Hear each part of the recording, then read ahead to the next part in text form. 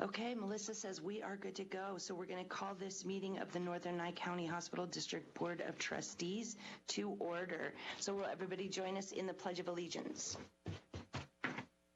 I pledge allegiance to the flag of the United States of America and to the republic for which it stands, one nation, under God, indivisible, with liberty and justice for all.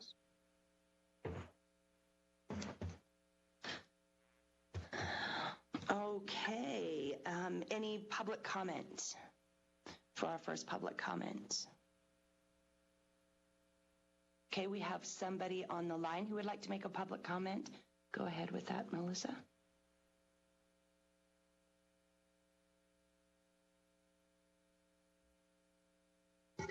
The caller has been unmuted. Melissa, is that me? Yep, that looks like it was you.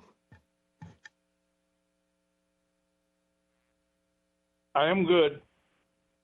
Oh, all right. So the person we thought on the phone that was making public comment is Dawn.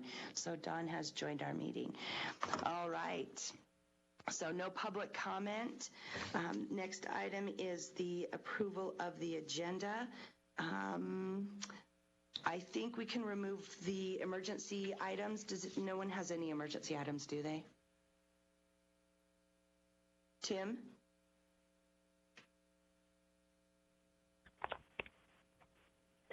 No, I'm fine. We can go ahead with it. Don, nothing from you? No, I'm good, Patty. Thank you. All right. Anything else anybody else see needs to be fixed? No? Okay, then we'll go forward with this agenda. All right. Anybody have any announcements? Nancy, do you have any announcements? No, I don't at this time. Thank you. Don, do you have any announcements?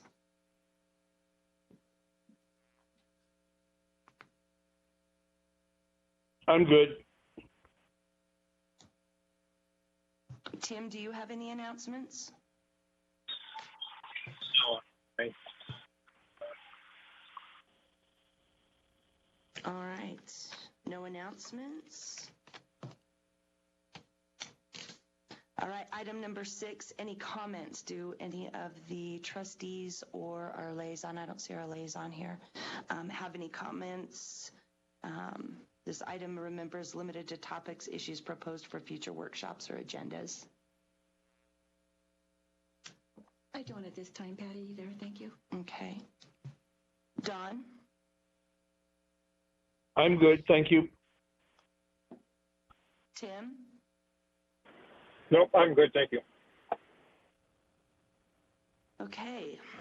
We'll go on to item number 7, discussion and deliberation of the minutes from the May 5th, 2022 regular meeting. Everybody had a chance to look through those and go through those? Yes.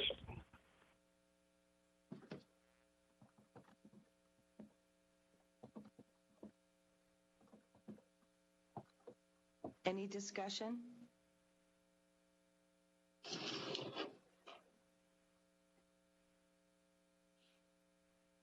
Nancy, do you have any discussion or any motion? I don't have any discussion, so I will move to that we approve the minutes of the May 5th, 2022 meeting that we had. I'll second. Nancy motions that we accept them. Tim makes that a second. All those in favor? Oh, we have to do discussion. Do we have to do discussion again? Don?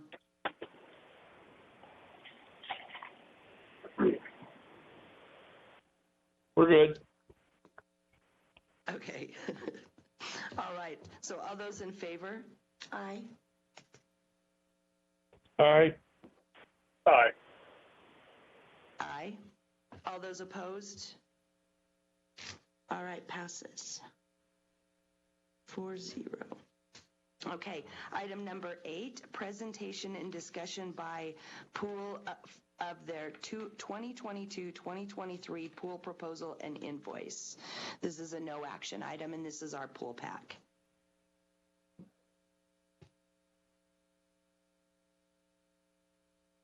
You should have a guest speaker for that. Will the guest speaker raise their hand so I can unmute you?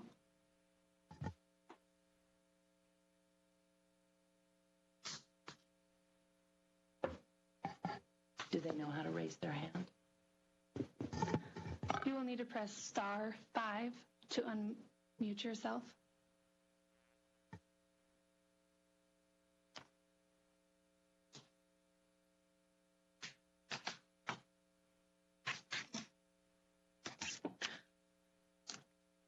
You can talk. Well, I'm going to let Melissa talk about this because she has been in conversation with them, probably, well, a ton more than me. So, Melissa, you want to go ahead and just kind of go over it just a bit? I will. I have unmuted a speaker if that's for you. Oh, wait. Yes. Hi, my name is Kayla Woods. I'm with A&H Insurance. Can you all hear me okay? Yes. Okay, awesome. Thank you so much for having me here tonight. So I don't think we've done a board presentation for you in quite a while. And so we were doing our pre-renewal meeting with Melissa a couple weeks back, and we just offered to come and be at the board meeting to answer any questions and give you a little more background of who we are and what we do and what's going on with the insurance this year. So again, my name is Kayla Woods, and my partner on these accounts is Brad Pierce. And we both work with A&H Insurance, and A&H has been a family-owned and operated full-service agency in Nevada since 1957. So one of the types of businesses that we serve is public entities. We manage about 45 different public entities for the state of Nevada. But we also serve all kinds of other companies too, contractors, manufacturers, small business. We do a little bit of everything. And we have been honored to work with the Pool Pact since 1987 when it was established. So back in 1987, there was really no option for insurance for public entities. It was extremely expensive. It was unreasonable. There just wasn't anything out there. So lots of counties got together in the state of Nevada and formed the Pool Pact, which is what your property and liability insurance is with today. And the Pool Pact is more than just an insurance company. It's a little bit different than that. It's truly a risk management program, and it is member-owned. So you guys are actually an owner in the Pool Pact. And what happens is all of the members in the Pool Pact pay their premium, and then any premium that's not paid out in claims comes back to the members in the form of value-added services or risk management, which is really special. That's not typical. Most insurance carriers are for-profit, meaning that at the end of the policy year, any money that's not paid out in claims goes to the shareholders' pockets. So I really love that aspect of working with Pool Pact. Now, it renews 7/1. It goes with the fiscal year for all of our public entities. So we call this the time of year that we go on tour, and I really wish I could have been down there in person. We're going to be in Tonopah, renewing the town of Tonopah's insurance next Wednesday night. So if anybody would like to meet in person, we will be, down there that day. And we're always happy to come down. This is just a little bit of a crazy time because, like I said, we're traveling around a ton. So that's a little bit of the history of the Pool Pact. Now, what we do for you is back in 1987 when the Pool Pact was formed, they opted to have agents be utilized for public entities to access the program. So no public entity can go directly to the Pool Pact. You come through a retail agent like myself who represents you to the Pool Pact. So you can think of us as kind of the member of your team that manages your insurance. And so we're looking at the renewal applications. We're looking at the claims history. If there's any changes or questions, we're who you reach out to. For some of our bigger entities, we're doing things like like member valuation and performance reviews. We're looking at your utilization of the services. So those are all things that we can do. In the renewal proposal, you will see a timeline of service that kind of outlines the things we typically do on a monthly basis, but this is a very customizable document. So as your needs develop, you reach out to us and we work together to come up with a plan to see how we can be of service to you. I'm going to stop there for now. Does anyone have any questions on what I just went over? Not at this Sounds time. like You did good, thanks. Okay, perfect. So I'll move on. So the premium last year was $27,379. The premium this year is $29,488. Now, one of the things the Pool Pack does is they go out to negotiate coverage on their members' behalf. So if you think of the coverage for the Pool Pack that as like a quilt, the like bottom patches of the quilt are captive insurance groups, meaning that they're owned by the Pool Packs themselves, and all they do is insure public entities. But after those layers, in order to get all the coverage that the public entities need, they have to go out to our standard markets and negotiate for the reinsurance. And so they do this right after the applications come in February and March. And this year when they went out, there were about 12% increases across the board due to inflation. But that doesn't mean every entity gets a 12% increase. All it means is that then they look at the unique exposures and loss history for each entity and kind of divide out the percent increases from there. So some entities have a 25% increase. Some entities have a 2% increase. The hospital district had just about a 7% increase over last year, which constitutes that about $2,000 additional dollars. And most of that was caused by an increase in payroll, a 20% increase in payroll. And then we also had a small increase in the total insured values, which is your property, of about 4%. And that's one item that we talked with Melissa about during our pre-renewal meeting. Is she talked to us about those Tonopah houses that I believe were gifted to the hospital district that are not usable. So right now we're paying for property insurance on those homes. And so it may or may not be too late to get them removed for this year, but that's something that I want the board to think about for the year moving forward. Is we're paying for, I believe, 5 houses at $208,000 per house. So just about $1 million in property coverage, which could definitely generate some savings on the premium if those homes are not something that you're using as an asset and not something that would be rebuilt in the event of a loss. So I wanted to kind of bring that up and make that an item of discussion in the future to potentially see if it's really worth it to pay insurance on those buildings. And I think that's pretty much all I have. I'll go ahead and open it up to any questions that you have. Of course, we're always available. Melissa has all my contact information, so if something comes up after the meeting, feel free to call me or email me. I'm always available to be of assistance and help make sense of all this insurance. Nancy, you have any comments, questions?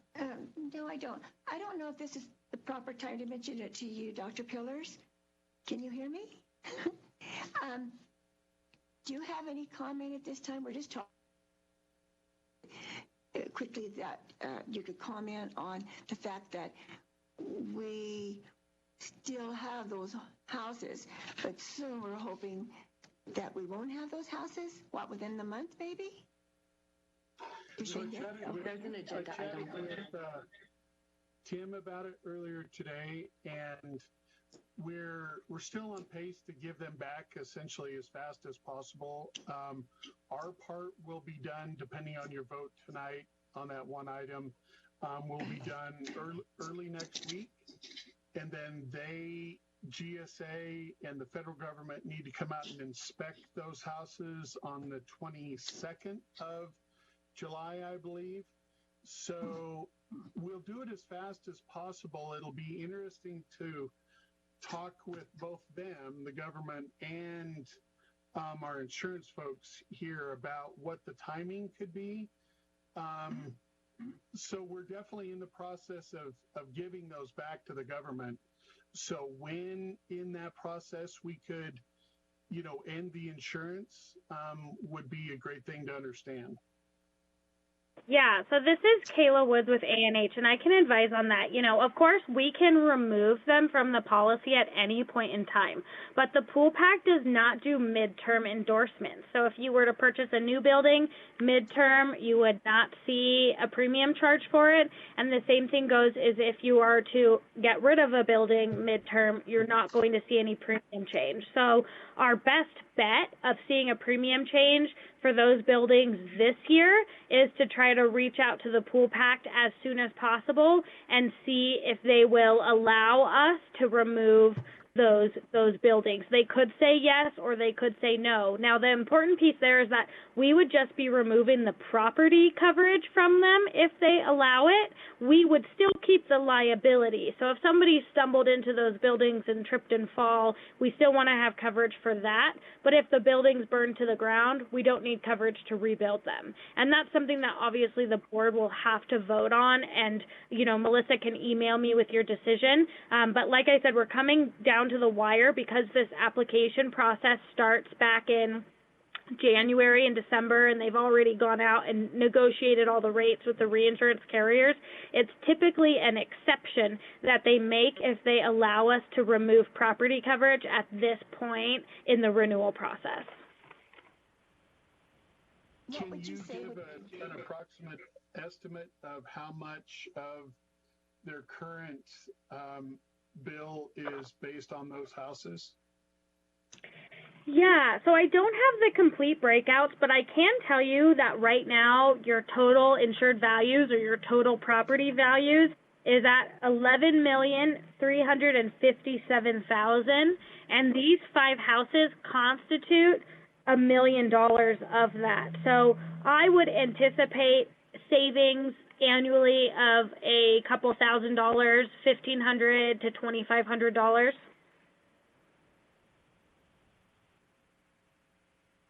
And what would you say is the time limit for sure that we need to get back to you on that? So we could see if we can push it along to get an answer, affirmative answer, that we need to keep it, or we could release that. Yeah, so like I said, as soon, I'm sure. As soon as possible would be great, and we would still be, again, kind of requesting that exception, but, I mean, the worst they could say is no, and then we're just stuck where we are right now. So I think it's worth it to ask if that's the decision that the board comes to. And then if not, we will certainly get them, taken off for next year. We want to make sure that that application does not reflect them for the next renewal. But like I said, we should certainly ask this year if that's the route that the board wants to take. Kayla, I hate to ask you again, but what do you mean when you say as soon as possible? Within a week? 2 weeks, perhaps? 3 weeks, perhaps? I think what she's saying, Nancy, is we're already in the cycle. I know. So we're already in that midterm already agreed upon. So even if we wanted to remove them, we would have to ask, can we remove them? Yes, And they could, but I would say no. But the time frame would certainly be before July 1st. Absolutely. After July 1st, it's locked in. And in the next week would be ideal. Perfect. Thank you so much. All right. Dr. Pillars, did you hear? Thank you. Don, do you have anything? I would just like Russell to check with the USDA or whoever we got the houses from and see if we need to keep the insurance on them if we're going to turn them back, or can we tell them we're going to take it away right away? I will check for sure.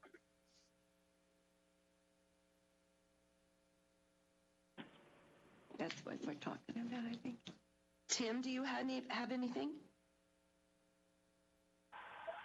No. Okay, thank you. Thank you for the presentation. Okay, thank you so much for having me. And as I mentioned, feel free to reach out if there's any additional questions on this. I'm always here to help and run through different scenarios as needed. Thank you so much. Great. Have a wonderful evening. Thank you.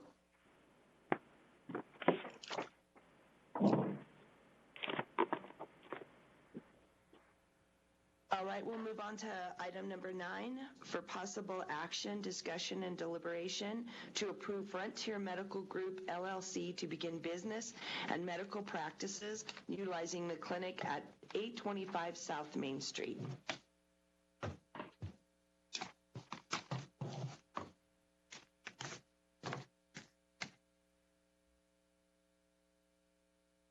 Hello, good evening. My name's Govind Koka. I'm a family doctor in Nevada, and we're here to propose reopening the medical clinic on 825 South Main to do an urgent care there initially. We would like to have a start date of July 1st, and we would like to have the board help us out while doing that. We have a timeline of what we need to do, and we actually have a bit of a contract we put together that would kind of show exactly what we're asking for and what we're willing to provide. And we have physicians and psychiatrists and orthopedic surgeons that are interested. In terms of what frequency, we're still in negotiations with.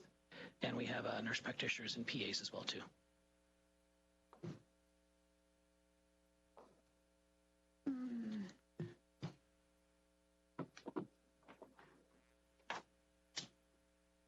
We'll have it, so if you just want to go through it, members of the public can get it. They have copies of it available, so. Sure, I will. I'm sorry. I'm kind of soft-spoken, but I'll try my best. If I get slow again or soft again, let me know. On the first page, after the cover sheet, we have our initiative, which is to, with collaboration with the board, to open up a medical clinic, urgent care initially, called Frontier Medical Group. We'll plan on having physicians and extenders here as well. And then eventually, depending on the needs of the community, we'll open it up to different kinds of specialties needed. Just in my conversation with Melissa today, there was an issue about needing a person or a nurse that can do a PICC line. There's wound care that's needed. It would be kind of naive of me to say what you guys need at this point, because just need to talk with a lot of people and hear what the community needs. Just being here for 1 hour ahead of time, I heard of 2 things I hadn't even thought about that you would need, being the PICC line nurse and a wound care doctor or specialist of some kind. And we have here on the urgent care sheet, that's the third sheet, what we would be willing to offer initially in the urgent care, which is pretty simple and easy for us to do by July 1st. If you want, I can read through what's there, or you can see, I should read out for the public as well too. Illnesses, injury, basic things, laceration repairs. Those are superficial lacerations. If there's tendons that have been hurt, I think I was talking to Melissa again about that too. There's things we can do with just sewing the skin back together and getting them to another area where we can get a hand surgeon in, depending on the timeline. Or if we have an orthopedic surgeon here, they can take care of it the next day or whenever they happen to be here. Abscess drainage and packing of those abscesses. All pulmonary issues of the basic level in terms of breathing treatments, pulmonary function tests, and all the medications for the basic level stuff as well too, COPD, asthma, those kind of things. We can take out toenails, which are things that you worry about getting infected, simple, easy things to do. We can do IV therapy for rehydration for the heat out here at some level. There's certain things we can't do. We should be able to, depending on what kind of scorpions are out here and vigoroons and stuff, do those kind of things. Snakes, that's CroFab. I don't know if we're going to have that for rattlers. We'll have to see about that. And then foreign body removal. I noticed when I was touring the clinic, you guys have a eye machine as well too. There's actually a little small burr you can use to take out metal inside the eye, which would be really nice and something to do because you have to get that out right away and go to an ER. It'd be nice if we could do it here. Ear lavage, basic orthopedic splinting, enough to get you so you're not, you can even drive a car with an ortho boot. You don't have to worry about an ambulance taking you 5 hours away just for a sprained ankle and then leaving the community without anybody. Like I said, pulmonary functions testing, physical exams, including once we make the DOT stuff and workman's comp physicals and worksite physicals. X-ray will have EKGs and then vaccines and then COVID testing, which is evolving as we speak. And then on the next page under primary care specialists, primary care, again, urgent care would fall under that. Also regular general medical, internal medicine, or family practice would fall under that. And specialists, depending on, again, what the community needs. I would assume, but it'd be kind of wrong for me to do that, would be orthopedics and psychiatry. That's what I have in my practice currently in Nevada. But to bring it out here would be presumptuous on my part. So we'll just find out what the community needs. We have neurology as well, too, which is a possibility. And these would be ideally the doctors actually here, not on telemedicine. Because, I mean, sometimes that's the reality, but there is something that's lost, I think, when you have to go by telemedicine as versus seeing a person live. But again, that's just going to depend on what the community needs. And so our proposal would be to start with the urgent care with the full staff there as of July 1st. And we would expand up based upon what the demand is and the support we're able to get from the board. We plan on being open from 7A to 7P, Monday through Friday, initially, and then open on the weekends as demand is needed. And we would ask the board to help us out with the cost of doing this until we're able to support ourselves either through insurance or grants or rural health licensing, which may take some time, but is definitely doable. Any questions initially? On the... Go ahead. If I can make a comment, we will actually be presenting, as part of our market demand analysis for you, a provider demand analysis, which will look at how many providers we feel your community needs for primary care as well as specialty care. So that will help answer some of those questions that I forget the name of the representative from Frontier Health, but the information we'll be presenting later on today in our market demand will help give you a general sense of what specialties we think your service area could sustain. This is our representative from Whiffley, who is just going to present some studies that are finished. So it'll be interesting to see what those numbers are, for sure. Yep.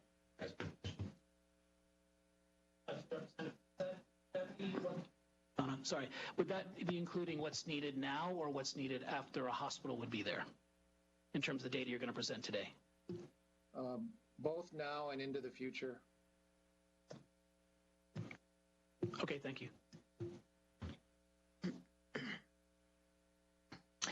So you talk about funding. Do you have dollar amounts? Do you know what you would be asking for and how that would work? And I will tell you, we're probably a little gun shy and going to be really careful about our contracting this time. So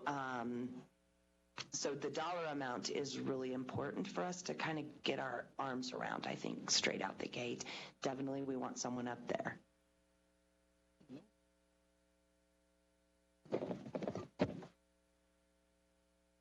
I know as of right now, Queenie Manuel, QUENNIE MANUEL. We don't have the exact dollar amount, but I know we're going to staff it with a provider.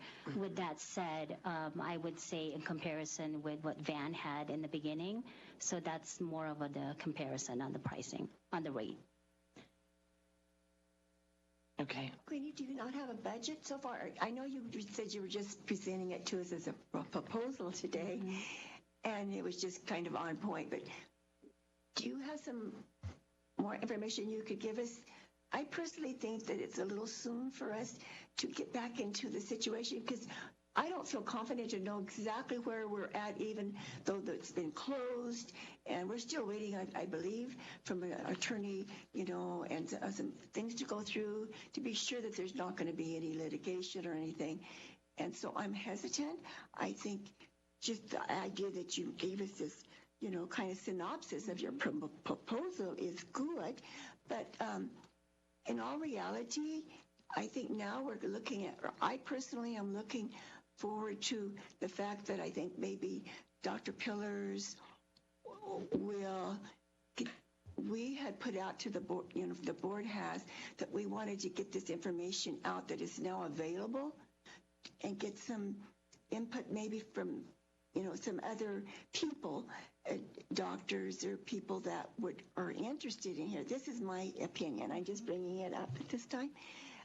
So I'm just excited to have you put in your proposal because we have known you from the beginning and we look at you as a friend and we know you're sincere and it is emotional for me. But on the other hand, I want you to know that I don't know what the board is thinking but I think that we need to reach out and see if there's something else that we can compare with and get the very best for our community, our constituents across from the East River, Duckwater, Railroad, Round Mountain, Manhattan, wherever. We want the very best. And it sounds like I know that you're going to have that to offer, but we're going to need more information. I believe we need that budget. We'll need to know just some real more and financial situations. There's going to be much more that we're going to need when we get ready to settle down to get a contract, if we even go that route. There's other options we have, because just the fact that you're saying that you're requesting to be funded and supported by Northern Nye County Hospital District until grants are approved and issued, is a little apprehensive for me right now, just because of what we've gone through, the last couple of years. It was difficult for Van, and we know that, and it's been a real rough situation for him, and I know and we've invested a lot in it, and we're still dealing with, the repercussions of all of that. And that's where I come from, and that's all I have to say at the moment. I'll leave it to the rest of the board members. Thank you for coming tonight, and we'll see what the board says. Okay. That's just my opinion. Thank you so much. Thank you. Don, do you have any questions or comments? Yes. The way I feel is we need to get somebody in there as soon as possible. I agree with the rest of the board about let's not sign any permanent contract with anybody, because we want to keep our options open. But I think if we could vote tonight to allow Frontier Medical to come in and set up shop and start working, and then approach us month to month for reimbursement or backing while we're looking to make sure. And I want Frontier Medical to be part of this too, to put in their total proposal to be the one that we have in there, or maybe have several providers in there. It's our clinic now again. We get to use it and dictate who's in there. And so this is what I'm looking at.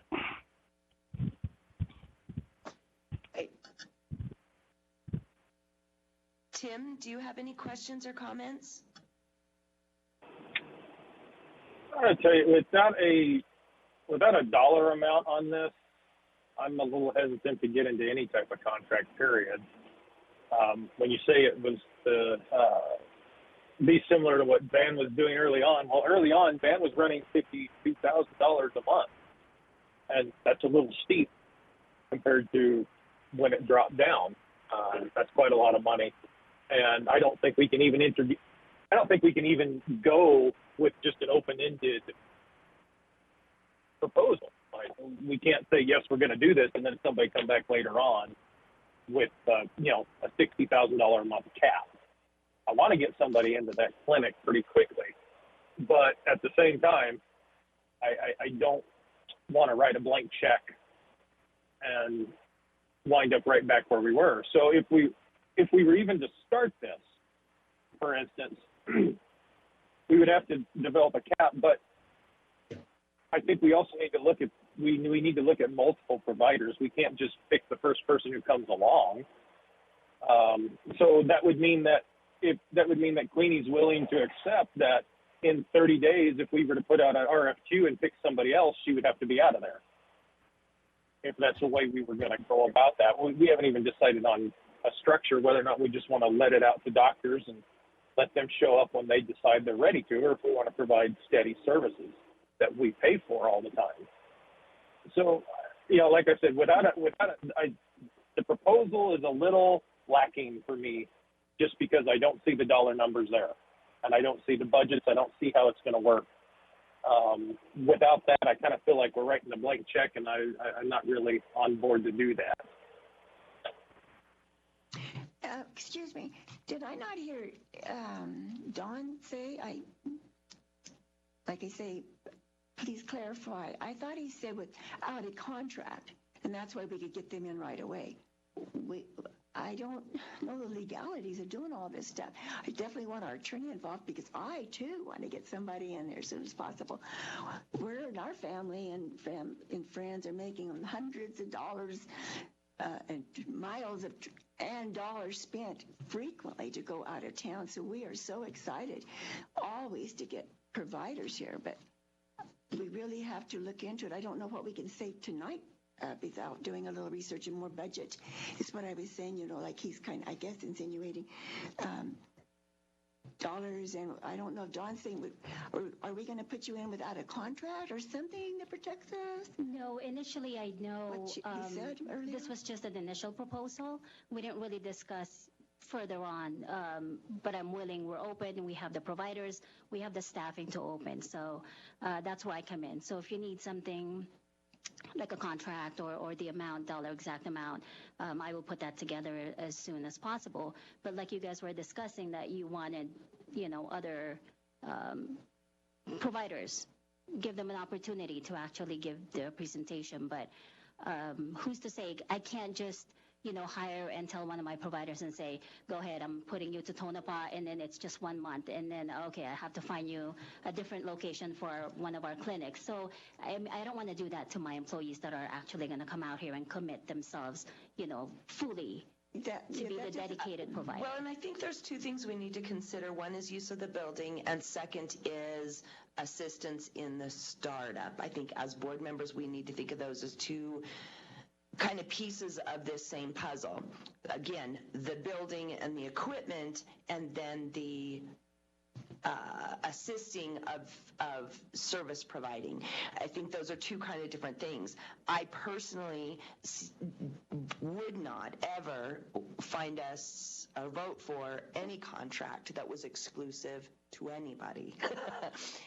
So having said that, as I see their proposal, I see it as that urgent care. So that is those urgent care pieces of that clinic building versus we are now your pay-for-play provider.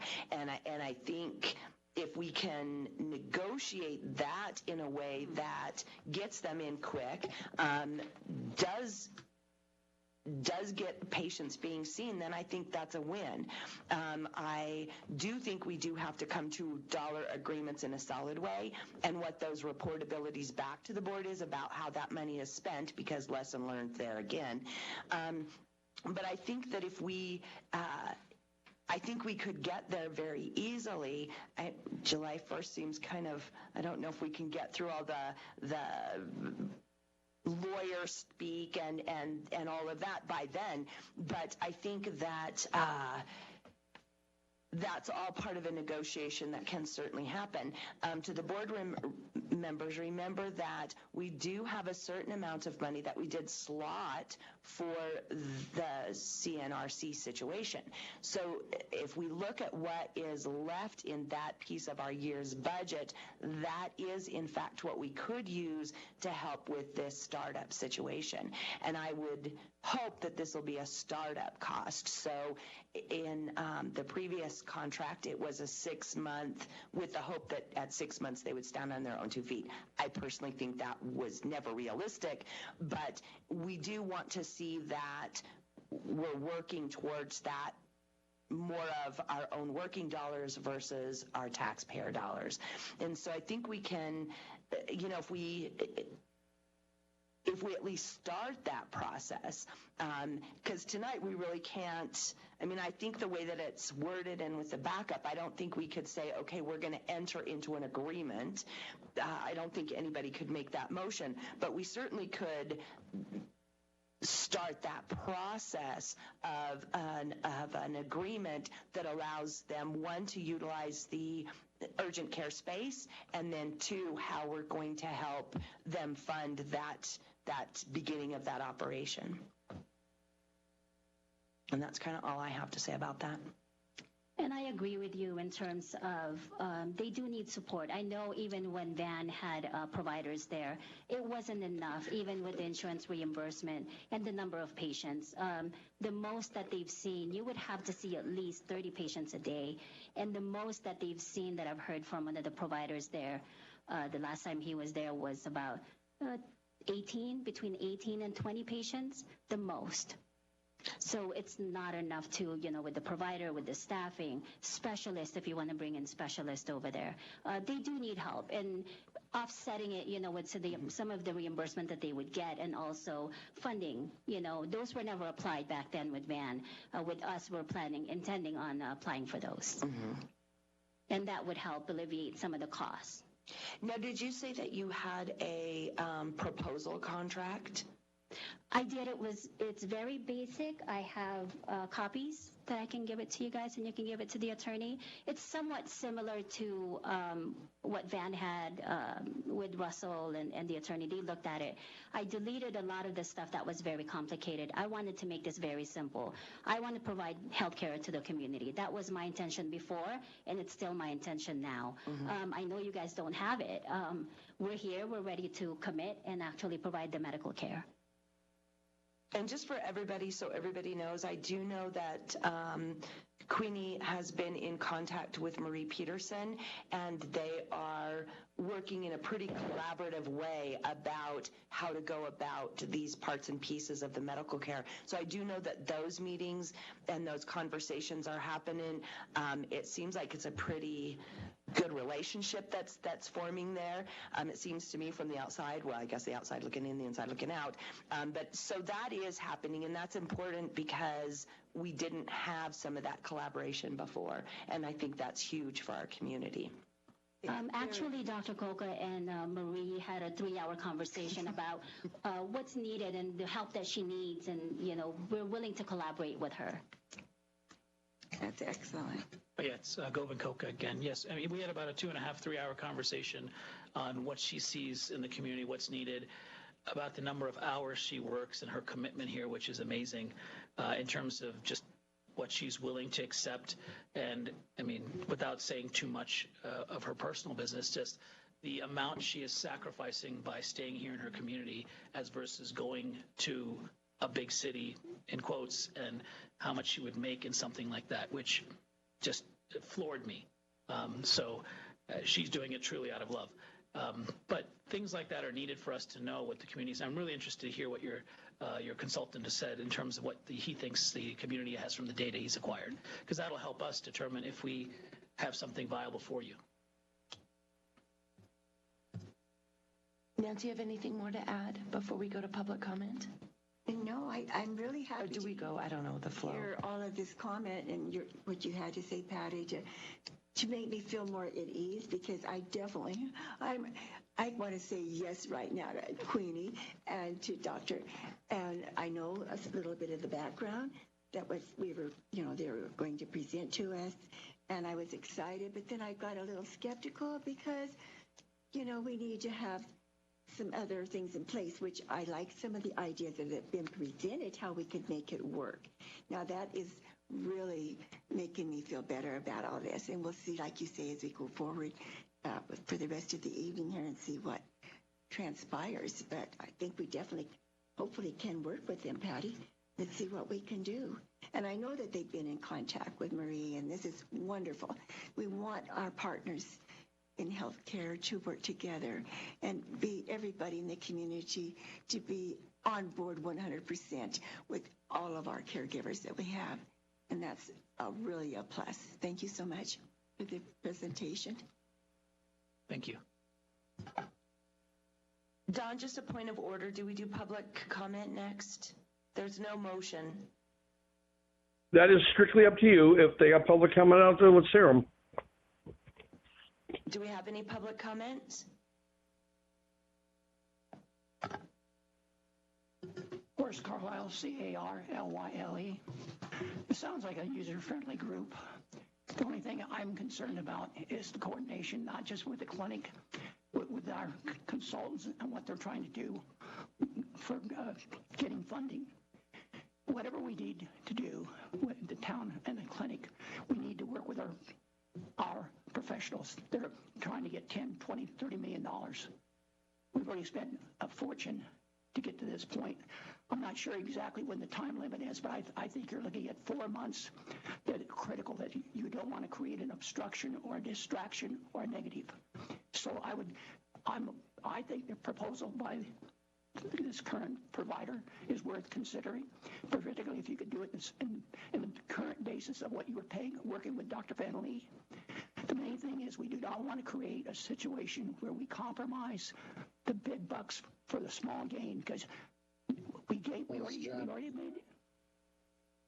already made the decision, and we're stuck with no provider. We don't want to do it again. Anybody else? Public comment? We do have a man approaching. Go ahead.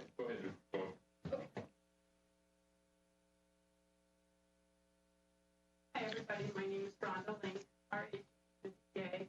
I just want you guys to know that I do follow what's going on and progress that's being, and I try to stay involved. Of course, in 1 month makes that difficult sometimes. The one thing I would like to mention is in driving around, see the signage still up at the hospital, and I think we need to get that out. Microphone might help if I had my microphone on, in case you guys couldn't hear me. So anyway, the bottom line is I saw the signage there at the existing clinic and think it needs to be changed out. And just to reiterate, I think you guys are doing a great job. It's hard. It's a hard job to do, but I enjoy seeing the progress, and it gives me hope for the future. So thank you. We have one more. Thank you. Is it on? Ed Tomani, Tomany. Thank you for the presentation. And I think all of us here tonight, but this town owes the providers that are attempting to work here some assistance. And I'm not just talking about dollar assistance. I don't know what the structure is with your board, or if you have a liaison officer that helps this stuff, but we need to get out in the community and recruit to our agencies, our federal and state agencies, to tell them what could be coming here and get some commitments from them. You can't just stand back and wait for somebody to walk in the door. You've got to go out and meet some of these folks, tell them what's coming here, what we need, and get some numbers that'll come into that hospital that'll help these folks understand what the business is and what they're going to get. And I don't know what's going to take. If it's going to take a special meeting for you folks to review this as a board before, they want a July 1st opening, which is pretty tight. Understand that. But if you have to do a special meeting, you have to get a liaison officer that'll get out and solicit to the agencies here and get notice to the public. Besides the fact that, we saw this, we're here, but does the public know? Does the public really know that we are outside the fact that it's closed, that we're trying to work hard to get somebody in here to do that's necessary for medical assistance in this community? And so that's what I would recommend to you. I'm in full support of what the board is trying to do to fill the gaps at that hospital, to get people in here that will provide service. But we have to do something besides just listening to a presentation and take a vote. We need to work together with them, with Marie, with these providers, and with the community here, with those agencies and entities that have employees that are going to need physicals, they're going to need specialty cares. We need to do that. And it doesn't fall out of the air. Thank you.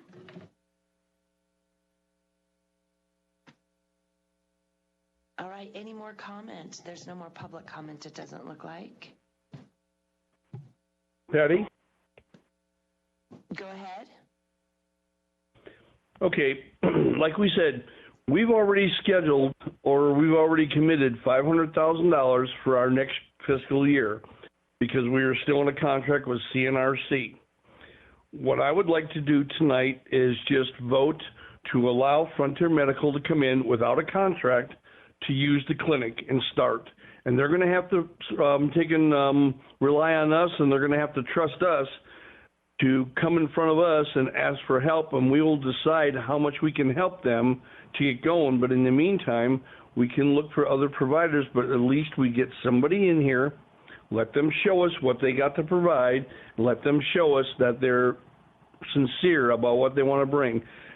Queenie did say that we have a festival, Flag Day Festival, on the 25th of this month, and that she would be willing to be there and we could introduce the people to people from Frontier, like the last individual that just said, we need to get the word out to everybody. We're trying to do this, and this is how we're trying to move forward with it. So my whole thing tonight would be allow that group to get into the clinic without a contract. They can come to us after the first month and say, this is what we would like the hospital board to reimburse or help them as far as monetary goes. And in the meantime, we keep on looking. And I mean, this is going to be a learning experience, and it's going to be who can provide what we need. Thank you. Queenie, I have a question for you. Are you hoping to be practicing on July 1st, or are you hoping to start your process of opening? We can start treating patient July 1st. Okay. So meaning open, treat patients, everything. I started a lot of the credentialing already initially, but I can't say, okay, I have the clinic and I don't have it. So Right. I couldn't really finish everything until I know solid that is our clinic. I can claim it, and there's a phone number, a viable phone number, and an address for them to actually, insurance company, to say that is your clinic. Okay. So can we start treating patients July 1st? Yes.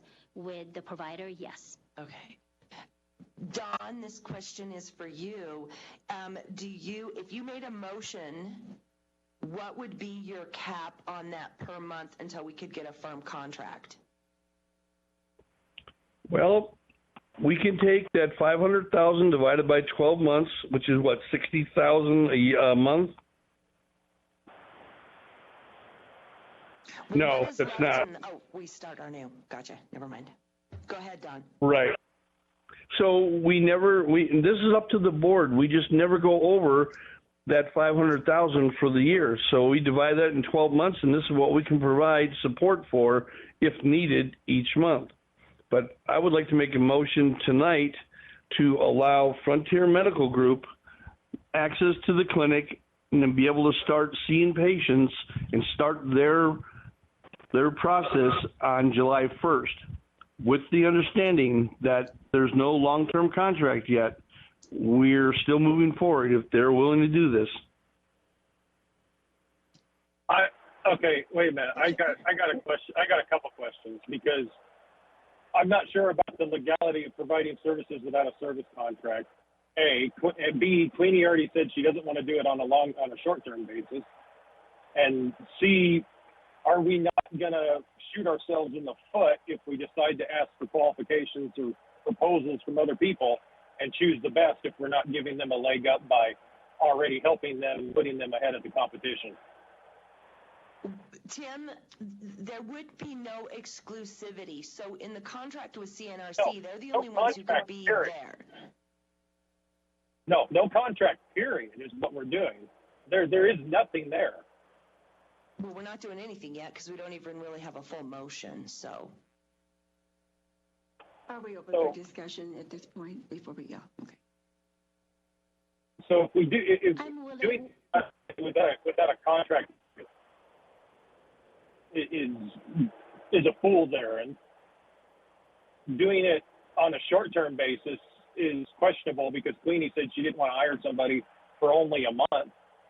And then are we not tainting the proposal process because we're already putting somebody into a leg up, basically? We can do this. I'm sorry, this is Queenie. We can do this on a yearly basis. And then if you guys have other providers, we want to have the opportunity to say, okay, give us enough time to place our providers that we're putting in there to another location that we have, instead of just letting us, okay, we have someone else now, go ahead and you could leave in, I don't know, the next day or 30 days. Same thing with anyone else that you guys would put in here. They would want enough notice to actually place that provider. It is hard, even in Las Vegas or anywhere you go, it is hard to find a provider. And we have that provider willing to come here and stay here and work 5 days a week. So here's my point is, we're making a year-long commitment to you for something that we haven't even accepted proposals on from the general people. Nobody else had a chance to put this in, period. So if we do like Dawn's saying and put you in temporarily, and then solicit other proposals, in 60 days you could be done. And that's not fair to you or Tim, are you saying that we would have to go out for a bid for this? So we would have to put this out like any other contract type bid? I don't think necessarily it has to go to a bid, but you know, the last time we did this, when we terminated the contract for Renown and brought in the last provider, we got one choice. And the night, and I know a lot of you weren't on the board at that point, but the night we terminated the Renown contract, about 3 or 4 other providers came out and said, hey, we can do this. And some of them were very rural and very local. Yes, and Tim, but we what got you signed, what we thought. Tim, what you signed with CNRC was a exclusive contract. They had exclusivity. That contract gave them full right of refusal. That should not happen with us again. Well, that is not that's not a contract I ever would say yay to, because that building has the potential for a multifaceted use. So while they're using the urgent care area of it, we can still have those other providers utilizing the other spaces. Yes, but who else has bid out? Who else has put a proposal for the urgent care spaces? Nobody. We haven't actually said that we were looking for any of this. We haven't done anything to that facet. And the problem with that is we find that people do it better, cheaper, or they have a well-regulated structure.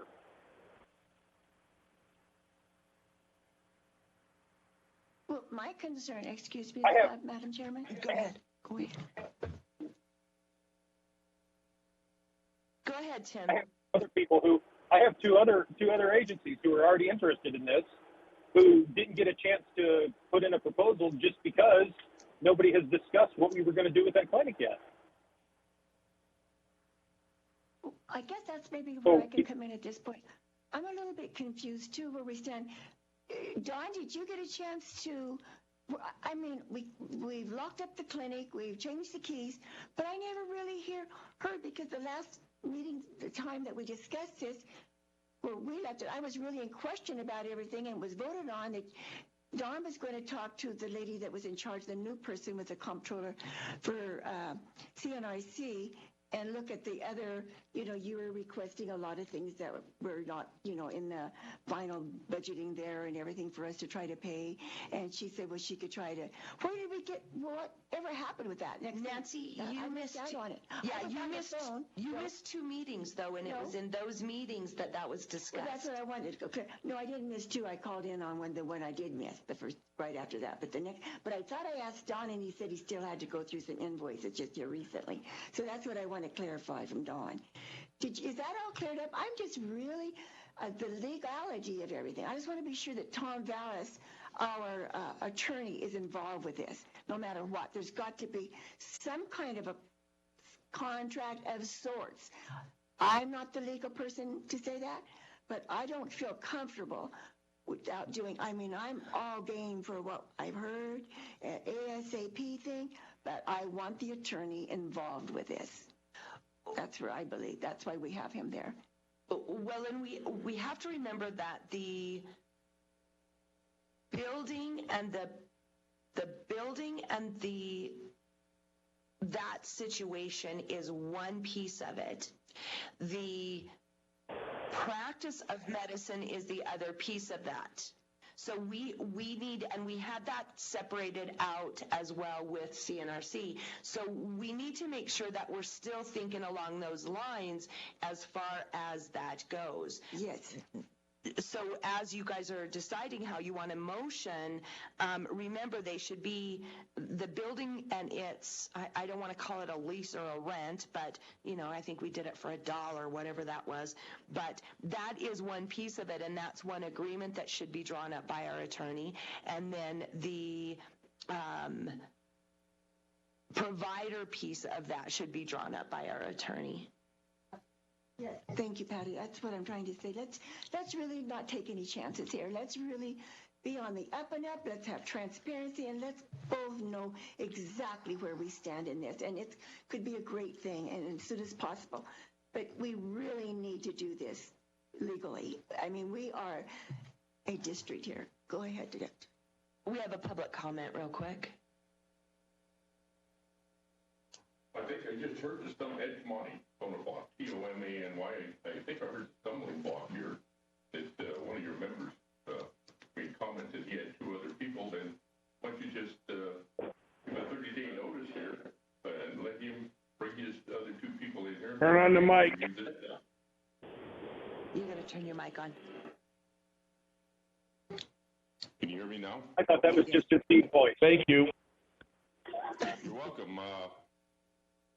I believe I heard one of the members say that he had two other parties that had contacted him, and it's like we're sitting here exclusively.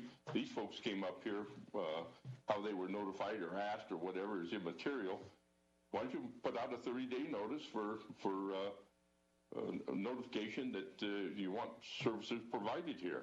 And then have that brought in and discuss it with them. It's going to set these folks back by a month, and hopefully in a month they'll still be interested in coming if their proposal is accepted. So I think that's the stumbling block that I'm hearing here right now, between contracts and what's going on and who's where and who's on first and who's going to pitch. That's exactly correct, sir.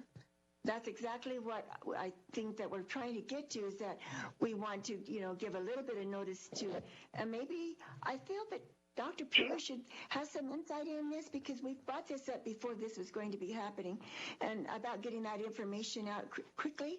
And like you say, put a time limit on it, a real shorter time limit, because I know because of our partners, our contractors that we have now working on Whippley, all of these people, the whole state is aware of what's going on in Tonopah. They know that we're going to need new providers. I believe people are pretty ready if they really want to know, but they're waiting for that word. And I think that's what Mr. Tamani's saying. I think that's what perhaps that our other board member, Mr. Gamble, is saying. And we're all maybe saying, what do you think about this, Dr. Pillars? Just short and to the point, because this has been not anything really new. We knew this was going to happen. Yeah, so my thoughts are probably very similar to all of yours in that we've been bitten once, and that did not turn out how anybody wanted. And so now I think it behooves us to be careful. I would love to see somebody in that building delivering services tomorrow if it was possible. But the district does need to protect themselves. You hate to have to think about worst case scenarios, but they do happen. So there's a handful of different ways to go about it. And I can't even remotely, state what the legal ramifications are, but Tom obviously can.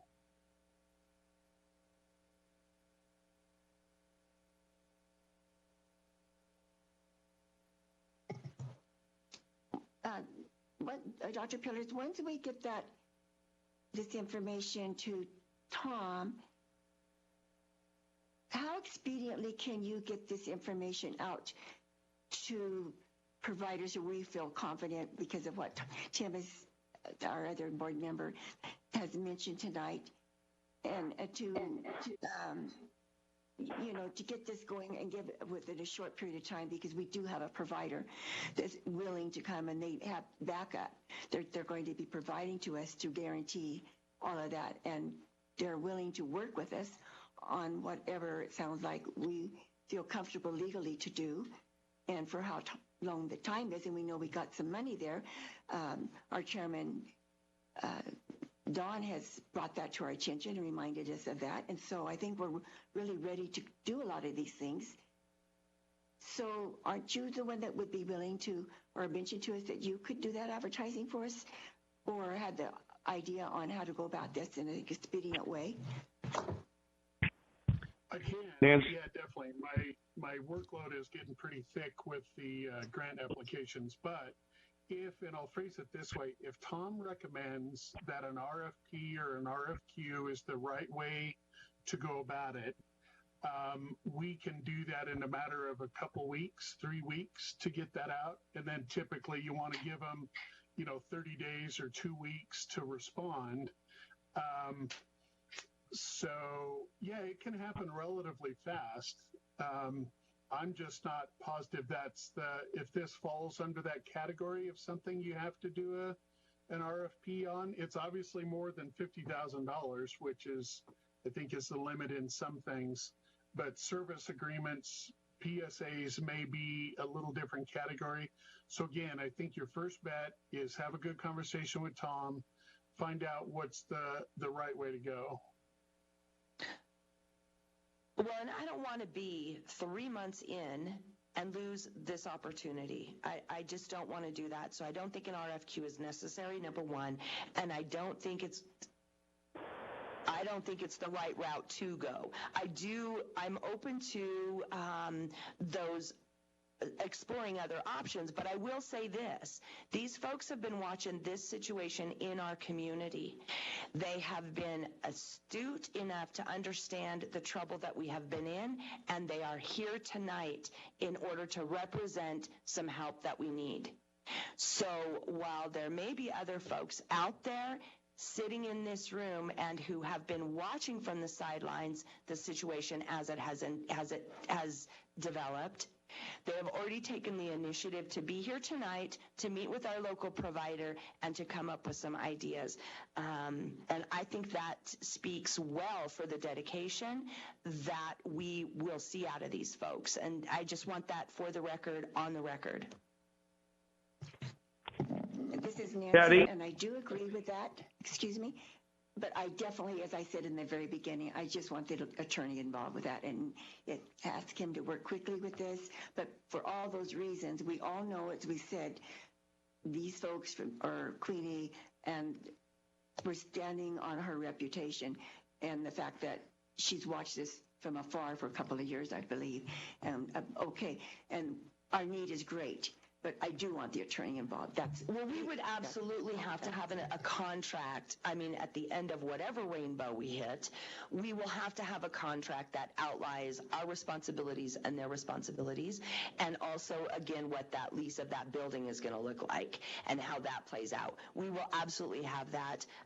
My endeavor will be that it'll be a much clearer contract than the one that we were in, that we just got out of, and that there will not be any exclusivity. So I understand what all of you are saying, but I do see where we're at in a very clear way, and there's no telling whether these other groups that want to come in want that same type of contract that we have now been in twice before, and both have failed. And I think we need to think outside of the box about how we solve this problem, and we don't do a pay for play. We do let's do an agreement with you about how this works. You want to be an OBGYN and come up once a month? Well, we got a room for you to work in, and here's the agreement we will have with you, very separate from the agreement with them. And that's how I see this playing out in the long haul.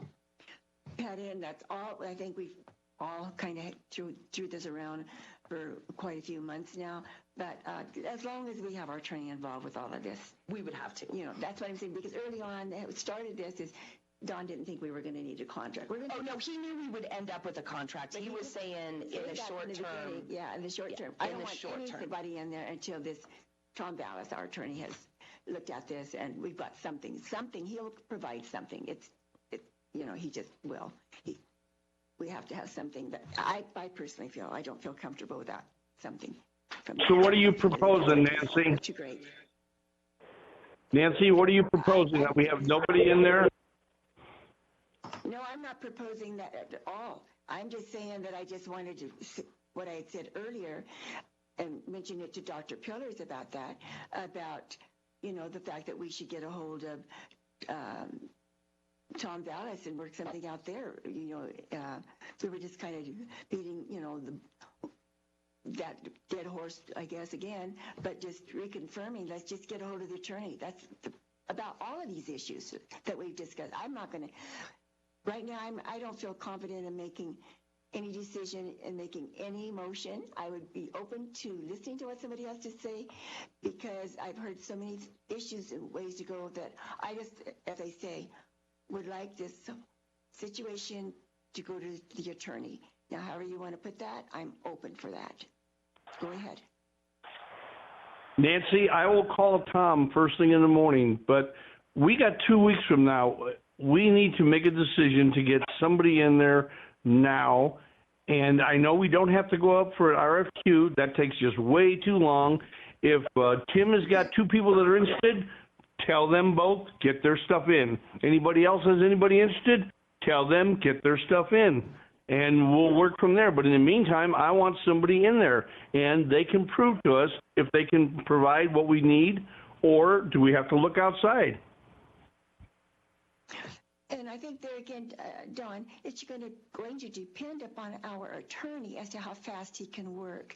I mean, and I think we could also talk to Frontier here about, and Queenie, if it was necessary, if it could be postponed for a couple of weeks. I don't know that. See, I can't speak to any of that because I don't know how long time it's going to be able to give this board assurance that what we're hoping that we can do ASAP, we will not have any repercussions of this legally. That is because I believe the last situation that we were in was constantly a concern of mine. Well, where is this going to go legally? Where are we going to be in litigation? On and on. I don't want that for our constituents. I don't want this for this board. Or like I say, I just want to get this done correctly and make it all work. And so let's see what you could give a call to the attorney. And then, Queenie, would you be willing for... I'd like to make a motion. Okay, let's do that. Thank you, Pat. I'd like to make a motion. Part of the problem is we have no motion, so we don't know what we're voting on. So I would like to make a motion that Don, in cooperation with our attorney, enter into negotiations with Frontier Medical Group for the provision of urgent care, that he also begin the negotiations as far as the lease of the building, and that once those negotiations are complete, then they bring us back the contract and the lease for the building for a proper vote. I second that motion.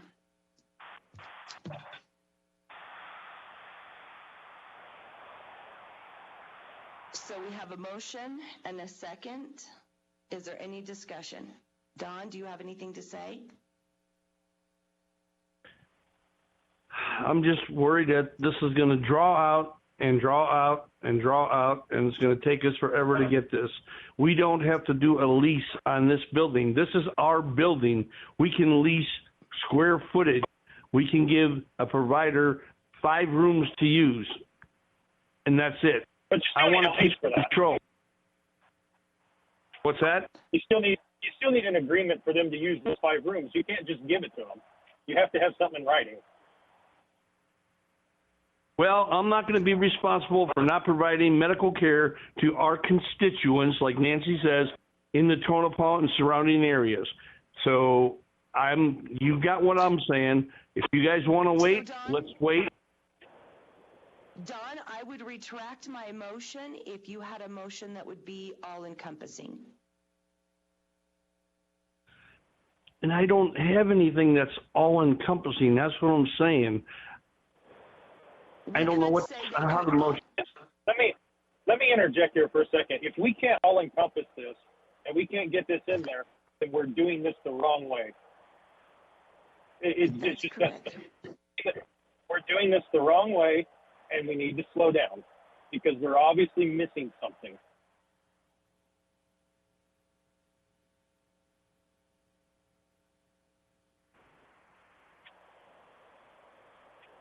So then I'll let my motion stand. That Don, in working with our attorney, enter into negotiations for the provision of urgent care by Frontier Medical Group, that they begin the negotiations for a contract for that provision, and that they set up an agreement regarding their use of the building. Nancy has seconded that. Is there any public comment on that motion? Seeing none, I'll call for the vote. All those in favor? Aye. Opposed? Nay. So that motion. So it's 1 yes and 1 no. So the motion dies.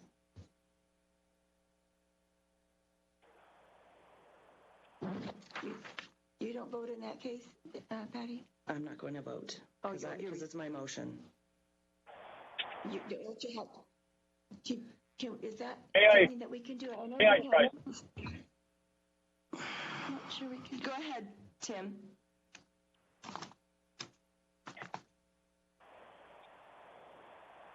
This proposal's not fully complete as it doesn't have dollar marks on it.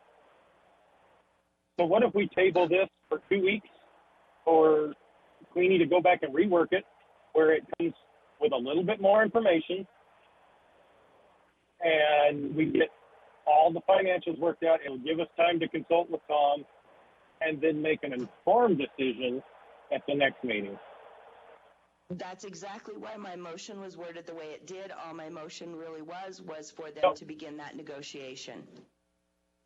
No negotiation. Begin the negotiation and to decide the use of the building. That was all my motion was.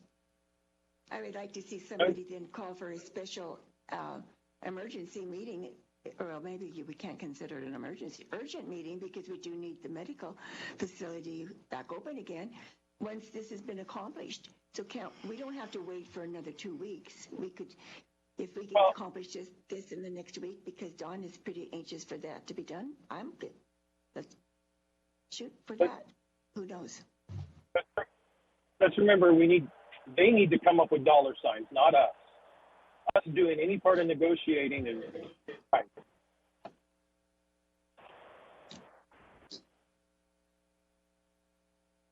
They should need effort. They should be able to tell us what they're going to charge us based off of historical public record data, because we saw all the patient counts. They should be able to come up with a number just like any other contractor that we've ever talked to.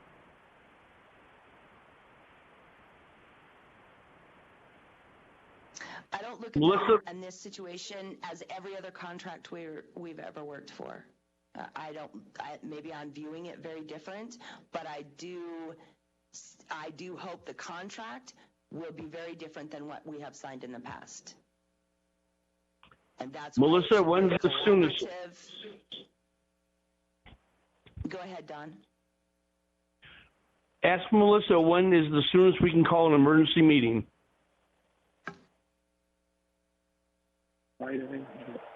Tuesday? Thursday.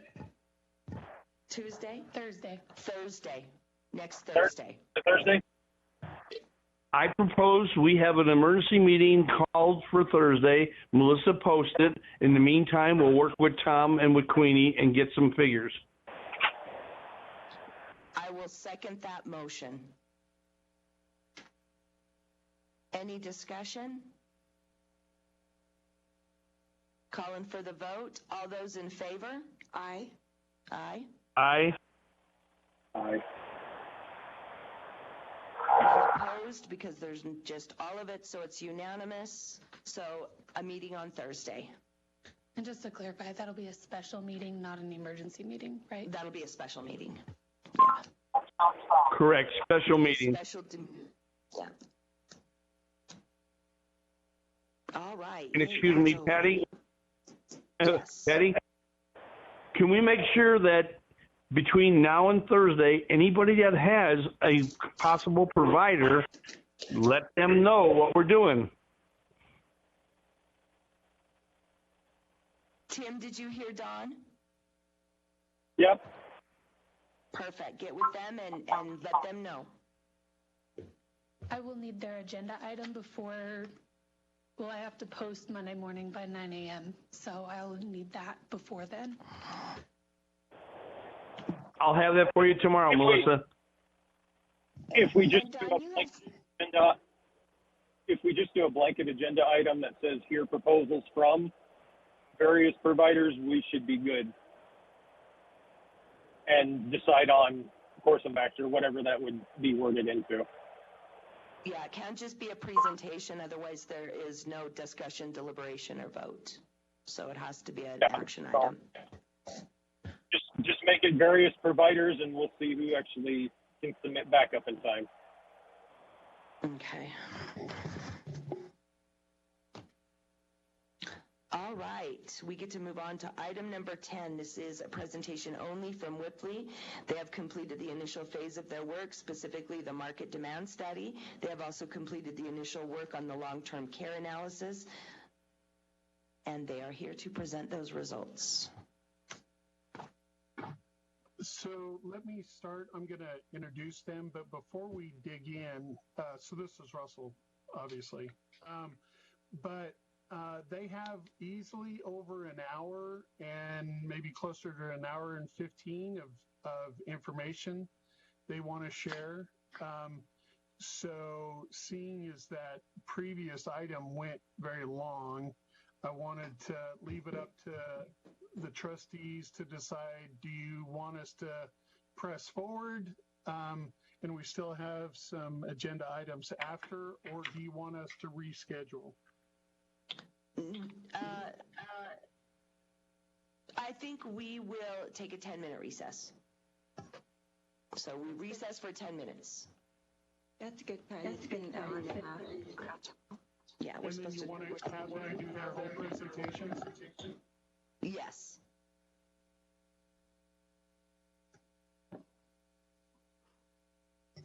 Patty, just so you know, the recording will only go until 9 p.m. Oh. Okay. Yeah. After that, you have to reconvene tomorrow morning.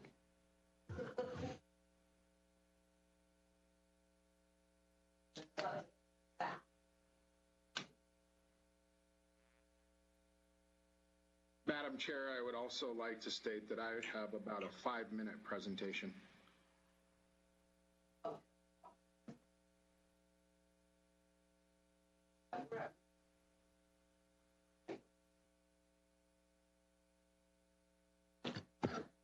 Okay, I would like to call us back to order.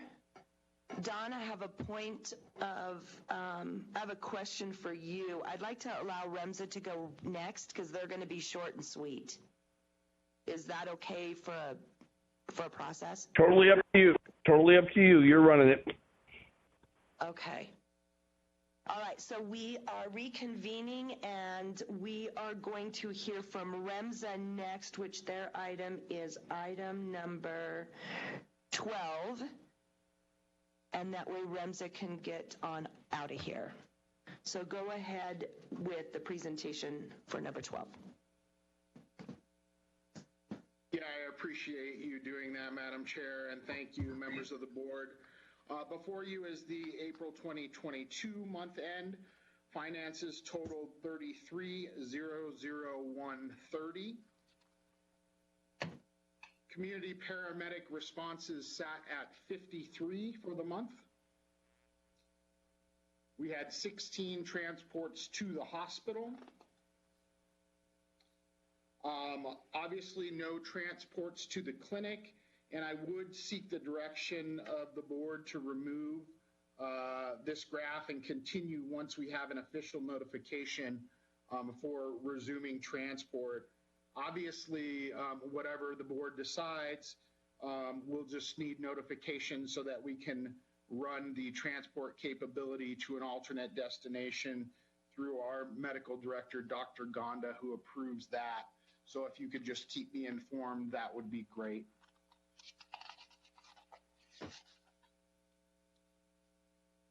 We had 4 community paramedic visits in the month of April. I will state that I do need to get with Ms. Marie Peterson to confirm that referrals are following the proper paperwork procedure. She is aware of that.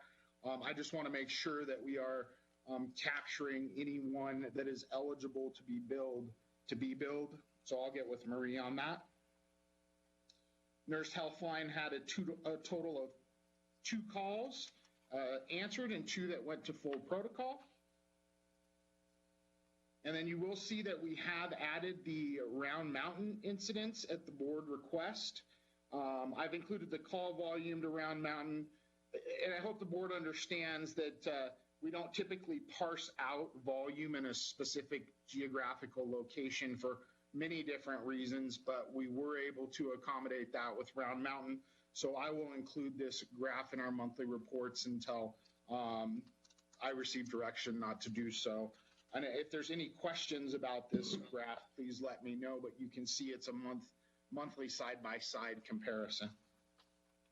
No, I think it should be perfect. It shows that you're going there, so. Great. Patient satisfaction remains great. And Ashley, for the first time this year, we have no clinically indicated reviews, so that is wonderful. Lastly, I will say that I believe I answered all the questions presented in the last meeting. It's unfortunate the last meeting coincided with National Emergency Medical Services Week. So we actually had our REMSA award ceremonies for that evening. So I did get those questions over from Melissa, and I just wanted to confirm that the board received responses on all those questions. And that's it for me. All right. Anybody have any questions? Don, you have questions? I have one question for Kevin, and it's just, we have this Flag Day Festival on the 25th of June, and may I have the paramedics, whoever's on duty that day, get with me and represent the clinic or represent the hospital district at this fair, this festival? Absolutely, not a problem at all. Don, can you just email me the details of the times, the location, and I will get that added on. And any of your needs, if you need any public relation materials, typically we hand those out. And I'm not sure, I think that's a different one than we just had a request from Stephanie Otison for another PR event as well, but I think that's a different one. So just email me details and we'll get it all worked out. Okay, Kevin, yes, and any PR stuff would be great, just to inform our public that we have paramedics and we are helping, and you guys are doing a fantastic job, and I'll get you all the information. And just not to be redundant, I believe the one was for VFW. Is that different than the one you're talking about? No, the one for VFW is what I'm talking about. Okay, so then we may have already been working that out, Don. So go ahead and just send me the details, and if it's a duplicate, I believe we've already got that set up. In fact, the PR materials were going out today. Okay, thank you, and I understand if there's a call, then we lose them, but that's okay. Yep. Thank you. Thank you. Tim, do you have any questions for Kevin? No questions at all. Nancy, do you have any questions? No, ma'am. All right, thanks, Kevin. Thank you again. All right, moving back on to item number 11. Oh, no, I lied. To number 10, Whipley's presentation on the completion of the initial phase of their work, specifically the market demand study, and the initial work on the long-term care analysis. Go ahead, floor is all yours. Great. Just to remind everybody, my name is John Dow. I'm a partner at Whipley. I've met the board members in the past. You have not met two of my colleagues before. They are on the phone from the Midwest, Jason Sieg out of our Minneapolis office, Patrick Carroll out of our Milwaukee office. They've both worked on these presentations that we'll be presenting today. So just to remind everybody, we were engaged as part of the new replacement hospital planning process to provide a market demand analysis for both the hospital side of services, which we generally call acute care services, and also potentially long-term care services, which include things like skilled nursing, assisted living, things like that. So what we are going to present today is a market demand analysis that basically tells you, based on the service area population, how many beds, how many operating rooms, emergency room bays, long-term care beds, things of that nature that we feel that you need based on our planning standards. I've done this now for going on 22 years. A lot of our clients are rural and critical access hospitals in nature. And so we feel we are very well suited to provide this opinion for you. So with that, I'm going to hand it off to Jason. We're going to do this in two parts. The first part's going to focus on the acute care services, or the hospital primarily. Jason's going to walk through the population, what we think is going to happen over the next 10 years, some what-if scenarios around if all that anticipated growth comes related to the lining, and then our opinion on how many key rooms we think this hospital needs. And then after that, he'll hand it off to Patrick, where he'll do an analysis on the senior care services that we feel you need to accommodate the population growth. So with that, Jason, take it over. Sounds good. Thanks, John, and thanks for the opportunity to present to the commissioners tonight. My understanding is you're looking at a presentation in the room of our slides. Is that correct? We're going to here shortly, I'm certain. Okay. We all have copies of your slides, so we're all good. Okay, sounds good.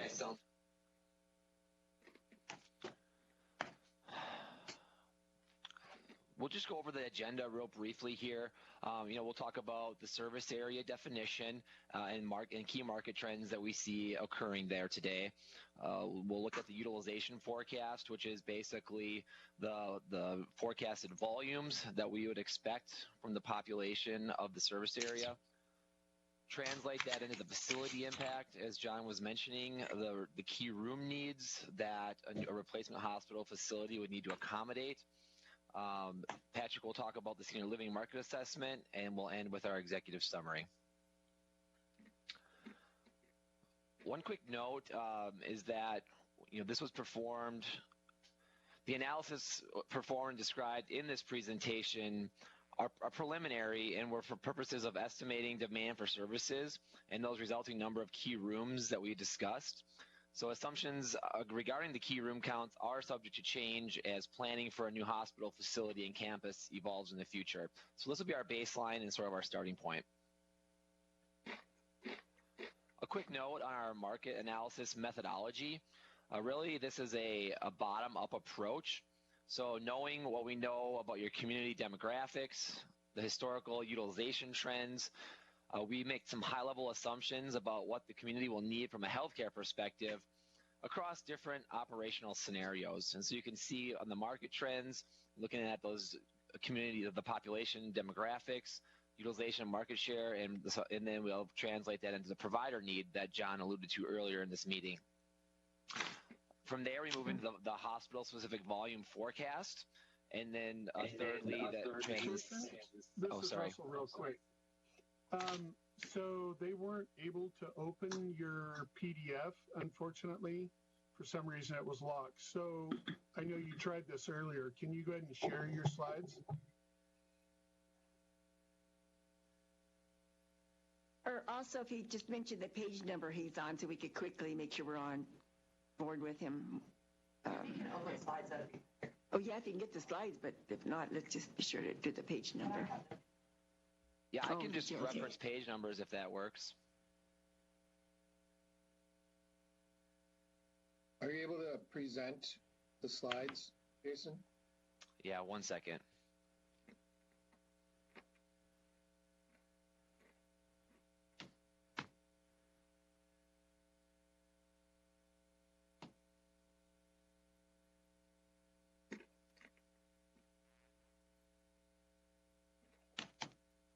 Can you see the slides now? Maybe it's coming. Nope, just a black screen. second.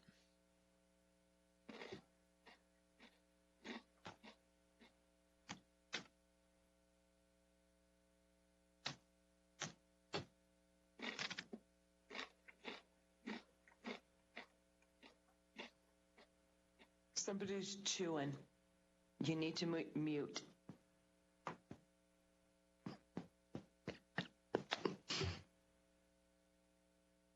Just for a minute.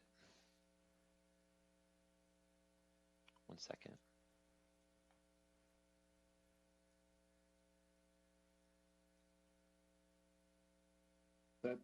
I see it now, Jason. Okay, I'm gonna try something else.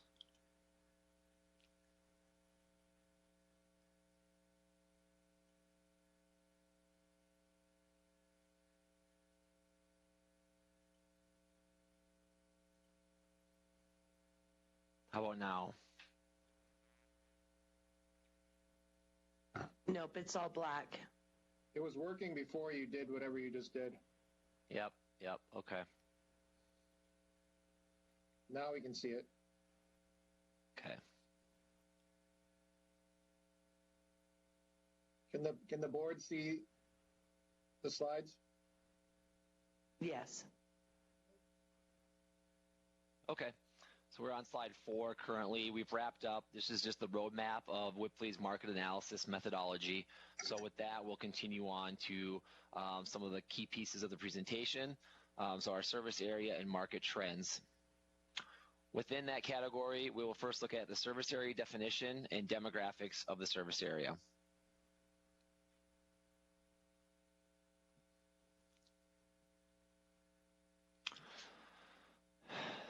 The district intends to serve the healthcare needs of Tonopah, Nevada, and its surrounding communities.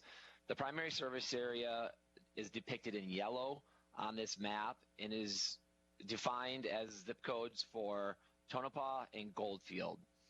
The secondary service area is depicted in red and it consists of the zip codes for Dyer, Round Mountain, Eureka, Manhattan, and Silver Peak zip codes.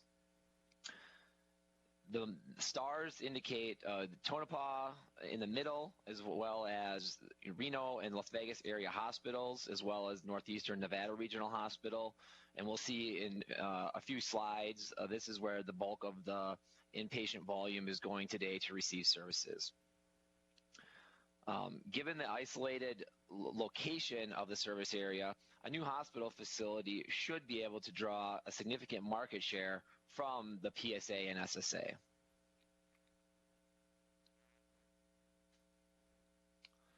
Looking at the demographic raw population trends by both primary and secondary service area, the PSA population is projected to grow only modestly over the next 5 years by about 5.5%. Or that translates into 176 people. The secondary service area is projected to grow at a rate of 2.5% or a 91 people. This means that the hospital district can expect only limited organic increases in healthcare utilization and hospital volumes due to growth and aging of the service area under this baseline scenario, which will be the bulk of the presentation today. We are aware there's potential for significant growth in the service area population in the future due to mining and solar developments, should those proceed. A separate analysis on volume and capacity will be presented, showing the impact of that growth later in the presentation.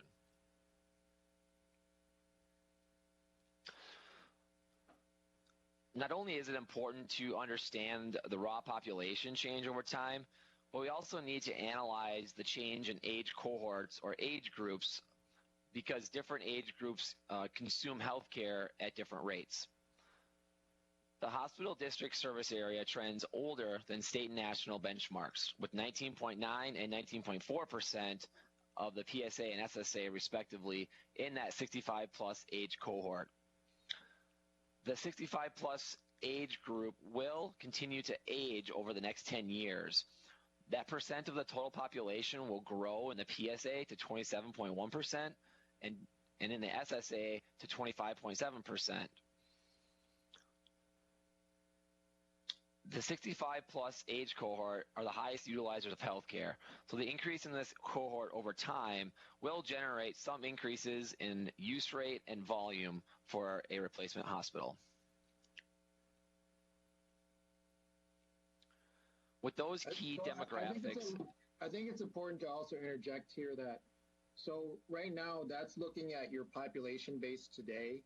And well, Jason's going to talk about it later, but if that scenario comes where the mining companies come, we're expecting a much younger influx of potential patients. So we're talking about age 15 to 44, and those are the lowest utilizers typically of healthcare services.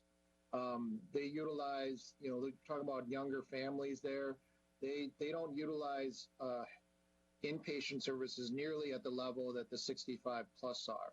So keep that in mind as we go through these slides, that the current population base is definitely older and will continue to age.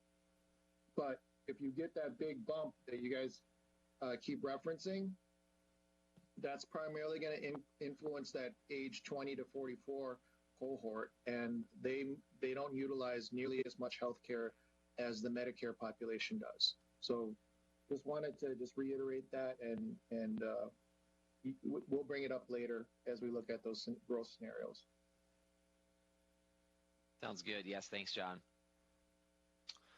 So with the key demographics and age cohorts as a baseline, we want to look at some of the inpatient market trends, basically where those local where patients from the service area are obtaining services today. So we know there has been no hospital in operation since about 2015, but inpatient discharge data was obtained for the period of time when Niagara Regional Medical Center was operating to help us understand the inpatient market share that the hospital achieved during that time, as well as help inform us of the total inpatient volume that was being generated in the service area. The University of Las Vegas Center for Health and Information Analysis, which is CHIA, maintains a database of the statewide healthcare utilization statistics. So we requested data from them, and then that data was aggregated into a more usable format through a third-party vendor, which is Intellimed. So Intellimed really made that data set available in a readable, usable format. We did request the discharges and days generated in the PSA and SSA, as well as the total volume of Niagara Regional Medical Center for 2011 to 2015 to help us, to help inform us of what the old operations looked like. However, the state only had data for 2011 and 2012, but we did get outpatient and emergency data through 2014. So that is helpful, but also understand that the Niagara Regional Medical Center utilization statistics for those years noted were evaluated and used as a data point in our analysis, but industry standards for inpatient and outpatient use rates were also evaluated to help project future demand for services. And we'll get into why that is, but basically, without a hospital in a service area, the use rates are generally going to be depressed because our patients don't have access to healthcare like they would in other settings. So those use rates, even the most recent data available, are going to be lower than we would expect when a hospital facility is in place. So this table demonstrates the historical inpatient discharges generated in the PSA and the SSA. So this includes the mother's day of a birth, but not the normal newborn. So when they were operational, Niagara Regional Medical Center generated 396 and 312 discharges in 2011 and 2012. If we look at more recent data, as I was mentioning, the PSA is generating a much lower volumes than it had historically when the hospital was open. But again, those rates, the use of inpatient services could be depressed given there's not ready access to healthcare in the local community. So with better access in the future, the inpatient discharges would be expected to increase as as the patient base returns to the use rate returns to normal levels. The second piece that's important in a demand analysis is understanding how much market share the various facilities are receiving of the patients originating from the service area. So again, if we look historically at the data available, Niagara Regional Medical Center did achieve 41 to 42% market share, which is a fairly decent rate to obtain. Generally, we see that critical access hospitals max out at about 55 to 60% market share in the PSA. And that's because there are limitations on the patient acuity levels and services offered in a critical access or rural setting. There will still be a portion of the population that needs to go to a higher acuity tertiary care center to receive certain services. But again, a new hospital facility with proper management could likely yield a strong market share given that the lack of alternatives or options in or near the service area. The same analysis was done for the secondary service area, some of those outlying communities that we would anticipate to serve. So again, this chart shows the number of inpatient discharges being generated in 2011 and 2012. So we can see that as the hospital closed, in the recent data, people in this service area are utilizing inpatient services at a much lower rate than they had when the hospital was here. So we will be taking that into account when we look at projected volumes for inpatient services in the future, of what that typical or normal use rate should be for inpatient services. Again, converting those to market share. Generally, yes, the secondary service areas have a lower market share that they are attained. They could be closer to alternative options in those outlying areas. But again, 12 to 24% market share was obtained when Niagara Regional Medical Center was open. And this chart, the market share also shows, the various locations that patients do go to today to receive medical care, primarily Reno, Las Vegas, and Elko from the primary and more so the secondary service area. So this is also indicative of not having a main option. The all other line having 35, 40% of the volume dispersing to other hospital locations. So certainly would be looking to consolidate that volume from leaving the community and receiving services locally.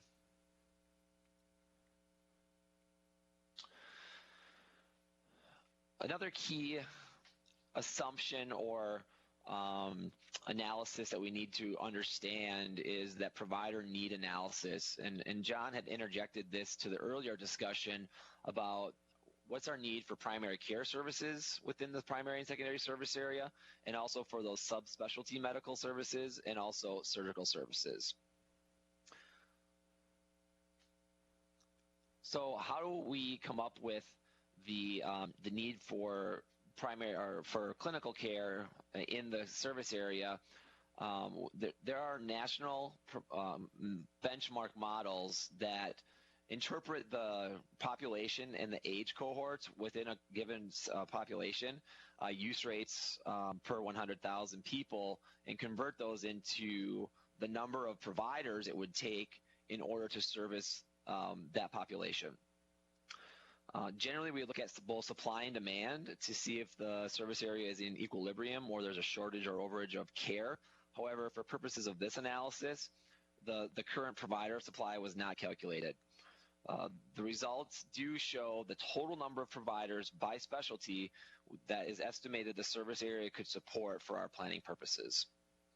Ultimately, the number of providers will convert into the number of exam rooms that would need to be built in a replacement hospital and primary care clinic.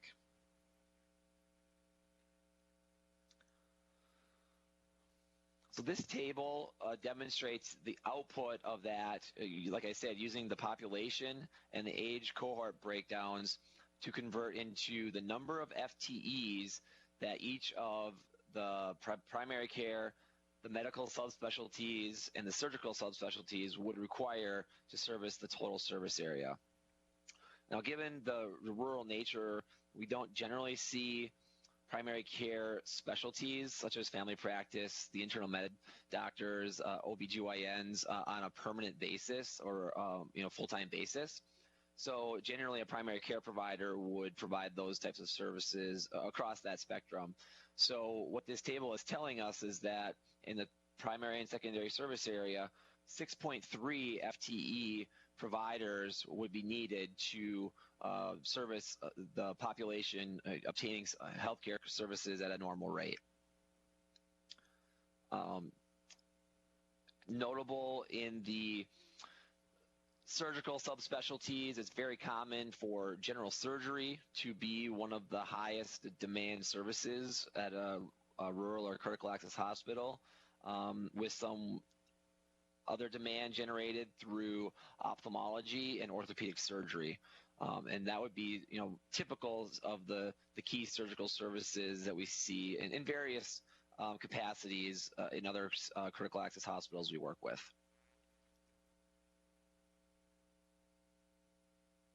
So those numbers will come into play a few slides later when we talk about how to size a clinic to hold providers to service the community. Does anybody have any questions before we move on? Because I know there's been a lot of data coming at you. The physician demand analysis, really is timely given your discussion with Frontier Health. You want to go back slide, Jason? I would encourage you to focus on this primary care number that Jason was talking about. So if you're just looking at your primary service area, we're thinking 3 full-time primary care providers, and that could be a mix of physicians, extenders, what have you. If you're adding in the secondary service area, it'd be another 3.3 providers. If you're thinking about providing total services, the entire service area, it's 6 providers. Is based on our metrics. And, those metrics are general rules of thumb. If you have providers that are very productive, generally you need less providers. But a lot of times in rural settings, those providers are not as productive. They don't see as many patients per day. And so sometimes you need more bodies to fill those. And so this is, again, a population-based number. So based on the number of people that are in your service area, that's what's driving this number. And the reason why I tell you to focus on these numbers here is because a lot of times there's not enough supply to have an internal medicine, to have an OBGYN, to have a pediatric specialist. The family practice doctors generally handle all of that. And then all of these medical specialties, you see a lot of red here, obviously, and that's normal because there's a lot of shortage of these medical and surgical subspecialists, especially in rural areas. So if Frontier Health or whoever else is coming to you and wanting to provide those outreach services, that's really advantageous because oftentimes it's very difficult to get a general surgeon to come out, or an orthopedic surgeon, or an eye doctor, or ENT. But there's definitely demand there. If you add the 2 services together, 2 service areas together, there's almost a need for a full-time general surgeon, a 0.7. And a 0.7 means a percentage of a full-time provider. But there is definitely needs, just given how old that population base is, for both primary care and specialty care. So I just wanted to make sure that that was clear before we moved on because, it's a lot of information and came at you pretty quickly. Are there any questions? Okay. Hearing none, go ahead, Jason. Sounds good.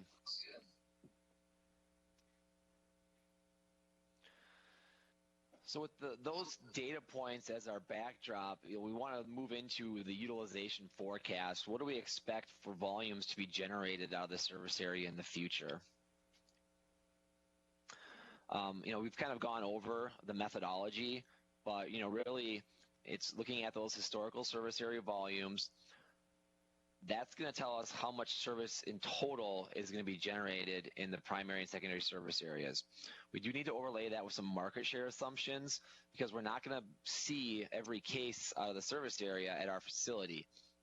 So the market share that we can obtain will take that total volume in the service area, reduce it for the share that we think is going to stay in town for services, to translate that into volumes to plan around for a replacement facility.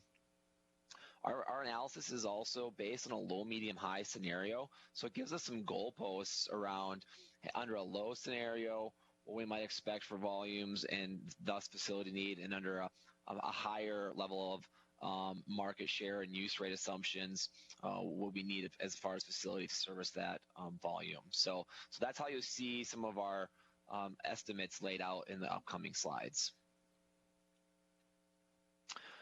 We wanted to reiterate the baseline scenario and what it encompasses. So it's based on historical volumes and operations of the facility that existed, current service area volumes being generated, and then some estimated market share capture assumptions.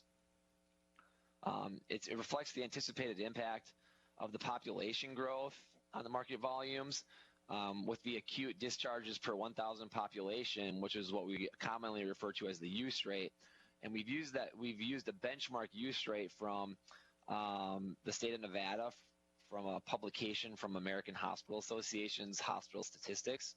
And we've also done that with OB use rate and historical use rate trends to compare those to the same benchmark as the acute discharges. Again, low, medium, high market share capture scenarios to understand the volumes that we could anticipate under different assumptions. So jumping right into the data point, non-maternal acute discharges, which is basically all of our inpatient discharges except for deliveries, we're going to estimate that by applying the population-based use rates per the AHA, published in the AHA guide, to those population projections for each service area. So under each heading, you'll see the population for the primary and secondary service area, the historical discharges we've seen from those areas, and then how that calculates into a use rate historically.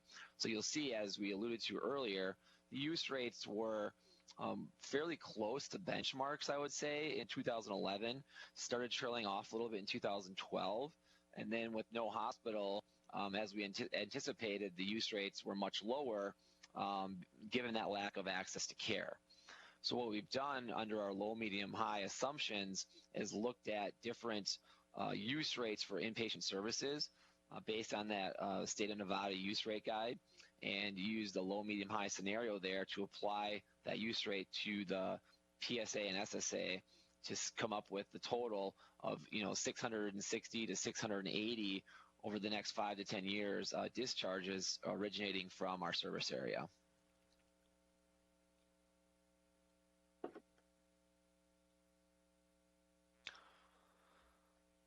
Once we know the total volume that is going to be generated, we then have to overlay the market share, as I mentioned before. So you can see the 2011-2012 market share obtained to come down to what we had for total discharges at the Nye Regional Medical Center. Obviously, no market share data is available or was generated without the hospital in 19, 20, and 21. But now looking 5 and 10 years out, as we mentioned, we've achieved something close to 45% in the past under operations. So we've used that as our benchmark for the low scenario. And then you'll recall we generally see a cap in the 55 to 60% market share range. So we'll see that's what we use on the high end to come up with our estimate for total primary service area discharges. So the total service areas were about 318 in 2026. If we can obtain a 50% share of that market, we would generate 159 inpatient discharges over that on an annual basis. The same methodology was applied to the secondary service area. However, we always see a lower market share achieved in a secondary service area, and so a lower market share percentage and range was used for for that market.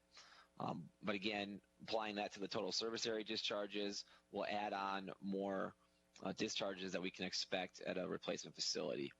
So in-migration is also shown on here. That is cases that will come to the hospital that originate outside of the defined primary and secondary serviced areas. So you will pull some volume outside of that area, and we've accounted for that volume so that we have a complete body of volumes to project in those 5 and 10 years out. So in summary, we're showing, in the medium scenario, 5 years out in 2026 of 288 possible discharges, growing to nearly 300 in 2031. So the reason why there's so much data and math here is really we don't have a crystal ball. So what we're trying to do is base our projections on reasonable assumptions.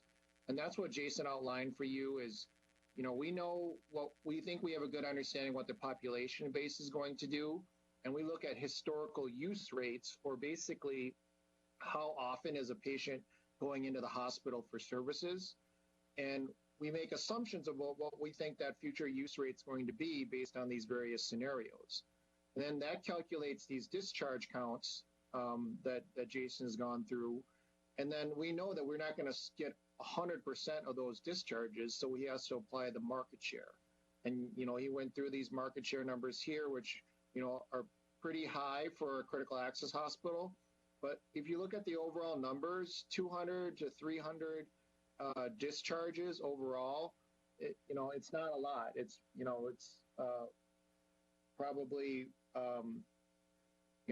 one discharge a day, basically. Those patients are going to stay a little bit longer than that. But, we don't expect to have a lot of business on the inpatient side going forward.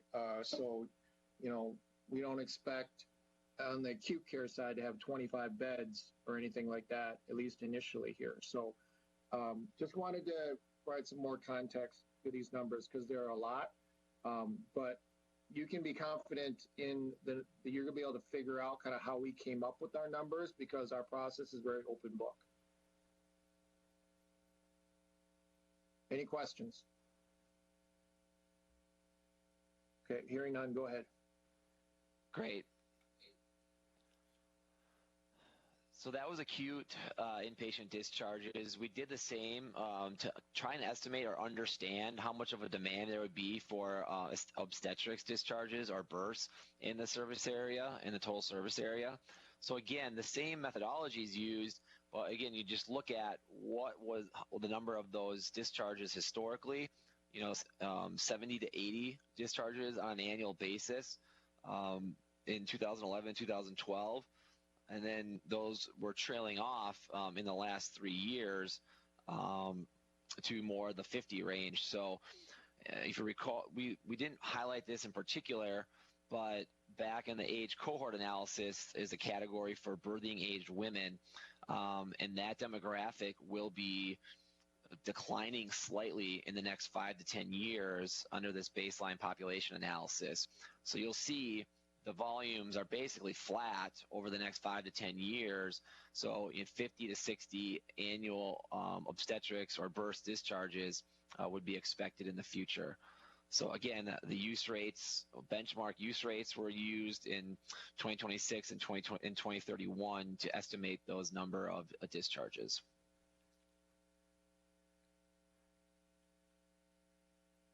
So again, we know we're not going to service every one of those discharges. So applying some market share analyses, which are slightly higher than our acute side, because I think people would be more willing to stay local for this type of service. And it's if offered, would be more readily attainable locally. So we did use slightly higher market share numbers here. So again, the total service area can generate 55 to 60 discharges, but we might only service about 30 of those on an annual basis. So that's what we are seeing as a potential volume for obstetrics or births in the future.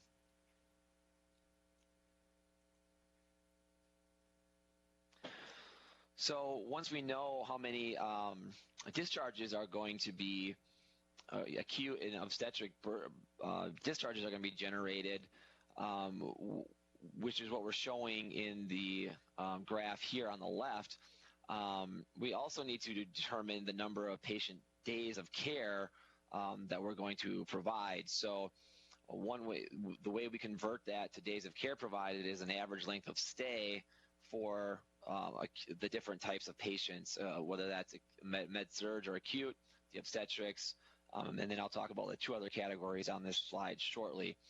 But that's how we arrive at the discharges times the length of stay gives us total days of care that we need to have capacity to take care of.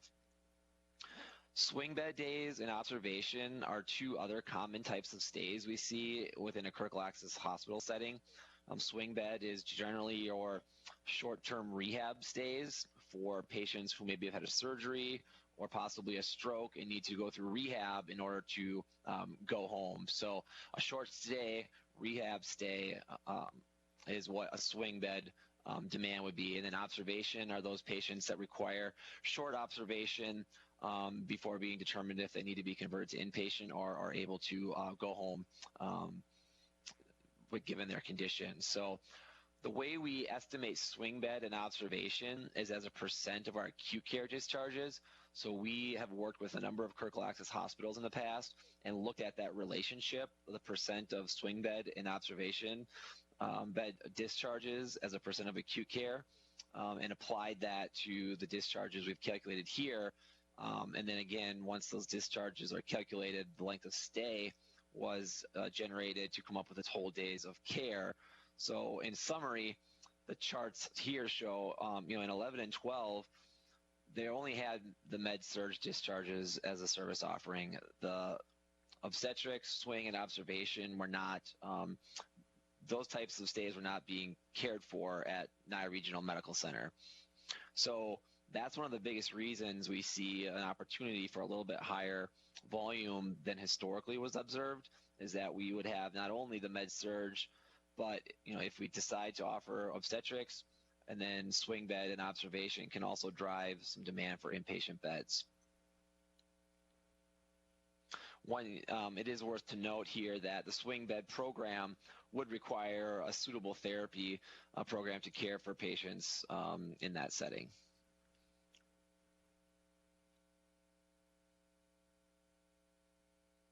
The meeting is about to end in less than 5 minutes. Are we ending in 5 minutes? I don't think so. We have until 9. Okay. Yeah. Hey, just so you guys know, we did just get a notice on the telephone that the meeting's about to end in 5 minutes. We may have to actually get cut off and then have to call back in. Is that what has to happen? I don't know. This is the first time I've ever heard the notice, so. Well, and Melissa is thinking that that's exactly right. It will terminate that call, and then you will have to call back into that line. But we've never been this far before, so new. Okay, we'll talk until we get cut off. Okay. Well, if you have a convenient stopping point, she can discontinue the call conveniently versus it just shutting off, and then we can go ahead and restart it. This last slide is a great breaking point before we start converting that into facility needs. So let me finish this slide, and then we will get in to the new section when we reconvene. Perfect. So this was the inpatient discharges and days forecast data broken out here. We also want to look at surgery and emergency visit forecasts and estimate the facility needs under several scenarios for that service as well. So the critical access hospitals typically don't generate significant inpatient surgery volume unless there is some sort of a robust orthopedic program or other visiting specialty surgeries that require inpatient stays. The service area today does generate only limited outpatient surgery cases, but again, this is likely due to the lack of access to those types of services. In the data we looked at, cataract surgery related procedures did account for about 20% of the historical volume that was being generated. So certainly a service that would generate some demand in the service area. Ultimately, our inpatient and outpatient surgery forecasts aren't going to show a demand for more than just one OR and one procedure room, and we'll show that in future slides. The emergency forecast, again, historically we saw in 2011 to almost 2,700 visits. And so when we look out 10 years from now, we do anticipate that we would be able to obtain a similar level of emergency visits at 2,600 to 2,800 under the medium and high scenarios. So again, the emergency visits are based on statewide use rates per 1,000 people applied to the population and tweaked for some known factors within the service area. But ultimately, that is the benchmark used to drive the number of estimated emergency visits in the future.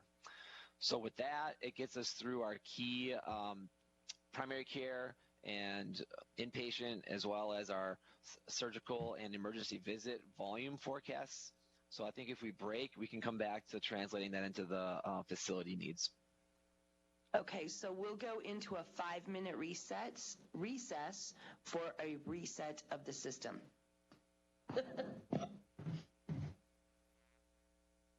Are we on? Okay, we'll call this back to order. Whitley has the floor. Great. Thanks. Glad we could all get back together here.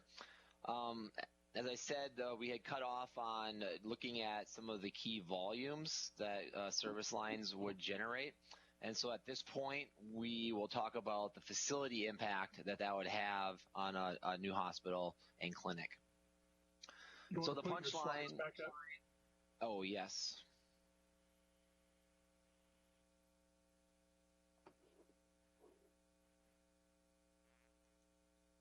All right. Are we back on there, Russell?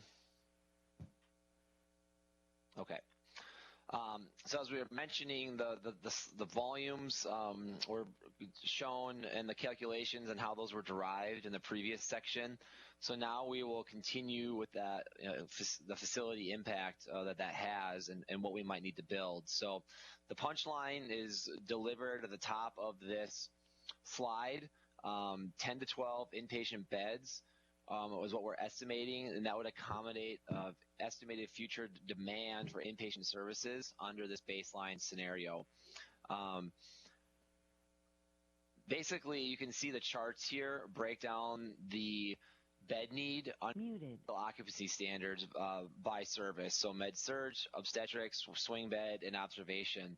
An ideal occupancy standard is basically those percents in parentheses. So for example, med-surg at 75% is the highest occupancy you'd want to operate at, because you need time to use rooms for non-patient or to perform non-patient services in. So turnover of patients, cleaning, restocking, etc.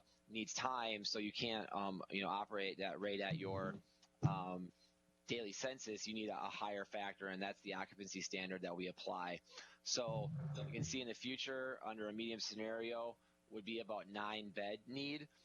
So the 10 to 12 will allow us to accommodate a wide range of services while also providing some initial capacity to grow into over time. So there will be our next phase of work regarding the affordability of a new project, which will also factor into the number of inpatient beds to build. But based on the demand numbers, that's what we're seeing for inpatient bed need in 10 years. Ancillary needs. So Jason, just real quick. Yep. Am I reading these numbers right, as this is a projected daily census or average daily census? It's close, Tim. It's the daily census with a peak occupancy, an ideal occupancy standard applied to that. So it's slightly higher than what your straight 80 daily census calculation would be. Okay, thank you. Yep. On the outpatient or ancillary service side, we looked at surgical procedures as well as emergency room visits. So based on the volumes that were determined in the previous slides, we would recommend 3 emergency department treatment rooms and up to 1 additional room to provide that future flexibility and avoid just the bottlenecks that could occur with a smaller footprint. And as I mentioned, the bottom of the chart is blocked by the border, so you might want to pull it up a little bit. How's that? There you go. Okay. There you go. So the first set of bars is the surgery demand, and like I said, the supply of just 1 main operating room and then a separate procedure room would be sufficient to accommodate the estimated demand for these common specialties. So oftentimes in planning, if a second OR might be considered necessary in the future, that could be either shelled in or designed for ease of addition in the future if that service demand grows, or we're able to bring in more surgical subspecialties than we anticipate. But the numbers that we are showing generated in the service area today would only necessitate the 1 OR and 1 procedure room. And then the emergency is shown under 2 different scenarios. So we have a throughput, that the number of visits per ER room per year. And so when we convert our demand to that throughput, that calculates out to a straight even bed need of about 1.6 to 1.8, so rounding to 2.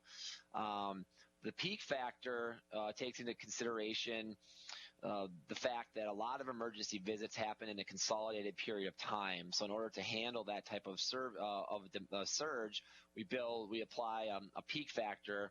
And so once we do that is where you can see we get to the 2.5 to 3 room need in the future. So hence the 3 current plus 1 additional room for some flexibility in the future. Excuse me.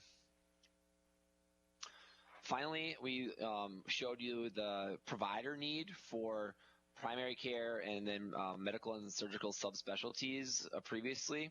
So with the 6.3 full service area, total service area FTE demand, you generally don't see those all practicing concurrently in a clinic. So we estimated about 4 physicians / mid-levels or extenders practicing concurrently with 1 specialty outreach per day. So that's when you come up with the maximum number of providers that are going to be in the clinic in a given day, the number of rooms that each provider might need. And so a total room need of 10 for primary care services, 3 for specialty outreach, for a total of 13 would be an estimated number of clinic rooms associated with the new hospital campus. So that really summarizes, kind of the baseline analysis for those key rooms that really drive the size of the rest of the facility. But those are really the key room counts that are going to have the biggest impact on space needs. So that's what we want to show at this point in the planning process. As we mentioned earlier on, the potential for a high population growth does exist. We just don't know how much or when that could come into fruition. So we did get estimates from the Southwest Central Regional Economic Development Authority. They're estimating anywhere from 5,000 to 10,000 people could relocate to the area for work. So the separate analysis we did, the impact it would have on OB, the ED visits, and clinic visit volume, and the facility needs if the scenario is realized. Like John was mentioning, there's minimal impact that this influx of population is expected to generate on acute care services, given that they're the younger age cohort that this industry would attract, who tend to not use inpatient services very much. So we did look at, there will obviously be some family influx, and so if there is potential impact on OB discharges or births, we added a low, medium, high of 2,500 to 7,500 population to our scenarios that were presented previously. So the OB, it does go up. It goes up probably by 2/3, but still is not driving significant bed need demand for the new facility.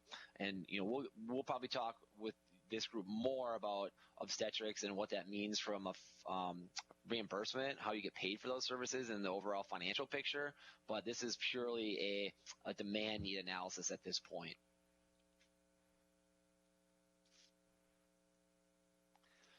So the bigger area you're going to see this is on the emergency visits. So this is still a population that needs to utilize emergency care. So we did the same sensitivity with 2,500, 5,000, and 7,500 people added to the low, medium, and high scenarios. So you recall we just spoke about the baseline model. The ED exam room count of 4 was suggested. This would actually still be adequate under the new low scenario. But under the medium and high visit scenarios, we would add to need, the need would exist to increase by 1 room in each of those scenarios. So 5 and 6 under the medium and high scenarios. So that just gives you a sensitivity and an idea of what the facility need would be if you did realize, up to that 7,500 population influx. Lastly, the demand for primary care would also go up with that type of population influx. So, we were at 6.3. We see that need rising to 9.4 FTE providers in the future. So, and then obviously the medical and surgical subspecialty demand would increase as well. What that means from a facility perspective from the clinic is that we would go from an estimated 13 room need up to just over 21 bed room need to accommodate that size of a population. So that just gives some sensitivities around what different levels of population influx could mean for medical care in the service area in the future.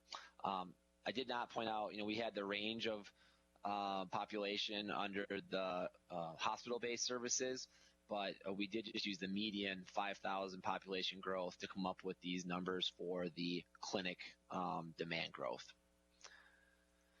So with that, I would ask if there's any questions pertaining to the acute care services before we transition to long-term care service analysis.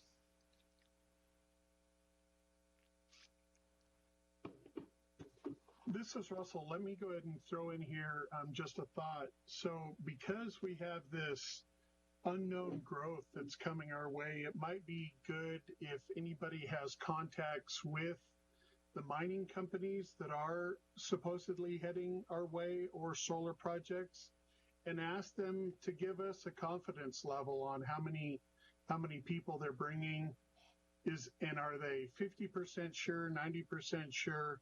Because that'll help you make these decisions down the road.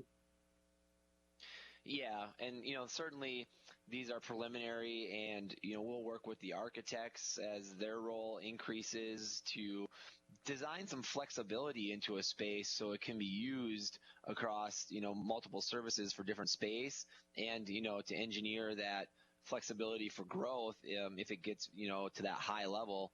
And we don't want to build for it all today, but possibly in 10 years we want to grow, expand our facility when we know the population base is there.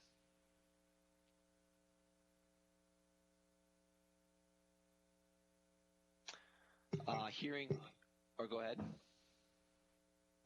I don't need to interject it now. I decided. Go ahead. I'm sorry. I was going to mention something to Russell. As a comment as to what he said about reaching out. I know Don, if he's still online, he might be able to tell us something about that, because he met and had just here a few days back up at the mining park. They had those people there, and I haven't spoken to him, but I know he and his wife, I believe, went there. Are you still online, Don? Just because we'd all be curious to know. Well, not at this time. I'm sorry. Go right on ahead. Thank you. Yes, I am back online. Patty? Don, Nancy had a question for you, but she's decided to go ahead and delay that question because it was for you, and let Whipley go forward. Right, and I'll check. I keep checking with the mines and to see where they're at, but a lot of that is litigation with the state and with the feds. So until they get their stuff taken care of, they can't give us 100% when it's going to start.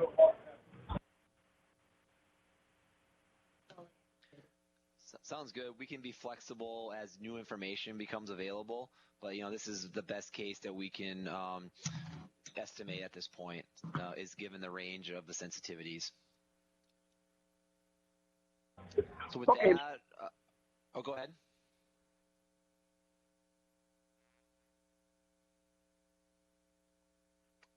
Was that a comment somebody had? Tim, were you saying something? No, I think that was just Dawn saying, okay. Okay. Go ahead. Go ahead with your that, presentation. We will turn it to the senior living market assessment, and Patrick will take over the presentation from here. All right. Thank you, Jason, and good evening. So getting into the methodology of the senior living assessment, we looked at demand for skilled nursing beds, what I'll call frail elderly assisted living beds, and then also dedicated assisted living beds for memory care services. When we looked at assisted living specifically, the focus of the analysis was on individuals that could pay out of pocket, pay privately for services, rather than a mix of individuals that can pay privately and individuals that may be participants in the Medicaid waiver program. So the reference to market rate is referring to individuals that can pay out of pocket privately. The approach to calculating bed demand, very similar to the methodology that Jason described, where we're utilizing demographic data for the defined service area, which was the same definition as Jason showed you earlier, and then applying use rate information, payer mix information for the state, and then ultimately we're resulting in an estimated number of beds by type that can be supported by the service area. So flip into the next slide, Jason. Getting into demographic data specific to the senior living analysis, we focus on the aging age cohorts. So we were looking at population age 75 and older, 85 and older. That's a significant indicator of demand for those services.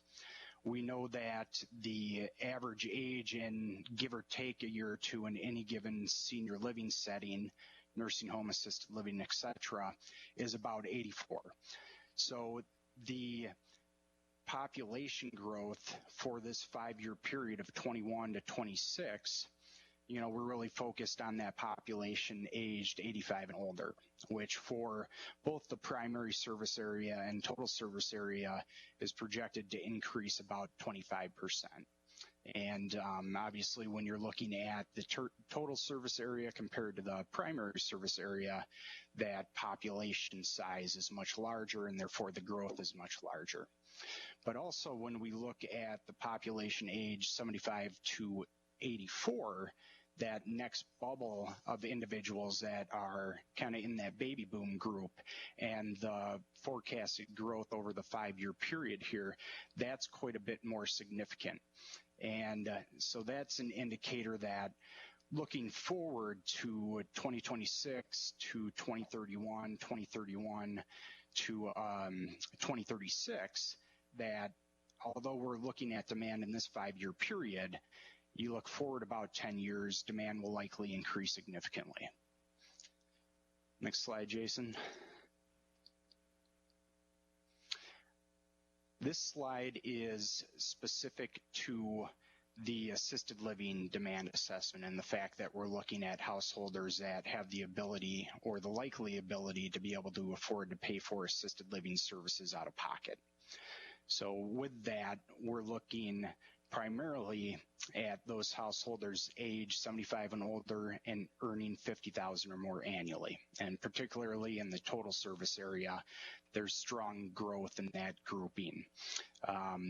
We also look at the number of householders age 75 and older earning $35,000 or more. It's likely that those householders would be able to afford to pay for assisted living services out of pocket for at least some period of time before potentially converting to the need for a Medicaid waiver type assistance. And we know that based on some national data that suggests that the average income for individuals in an assisted living setting is about $25,000 annually.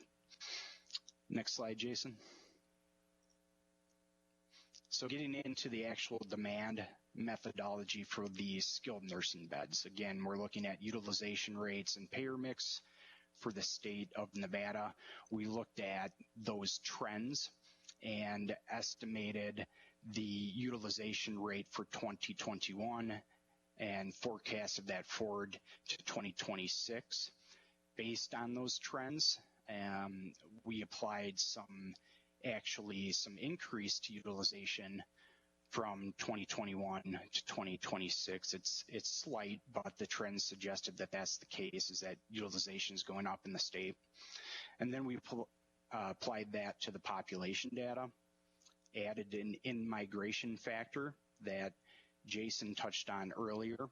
So we used a 10% in-migration factor, or in other words, about 90% of the beds are going to be filled by people or residents originating from the defined total service area.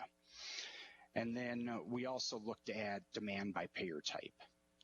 So flipping to the next slide, we'll look at the results. So for the total service area, the findings suggest that about 14 to 17 beds can be supported. So when we're looking at today, it's about 14 beds. When we look forward and apply the population growth, it's about 17 beds. And we took that utilization data, we applied it again to age group, and came down to a bottom line projected bed demand of the 13 to 15, applied the in-migration factor, which gets us to the 14 to 17.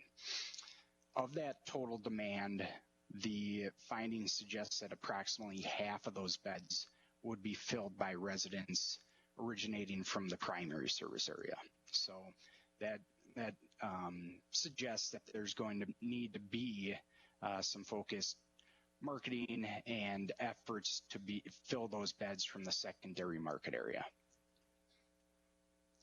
Next slide, Jason. So here we're applying our payer type data to get to demand originating by the payer. So when we're looking at Medicare, that's primarily your short-term rehab type residents.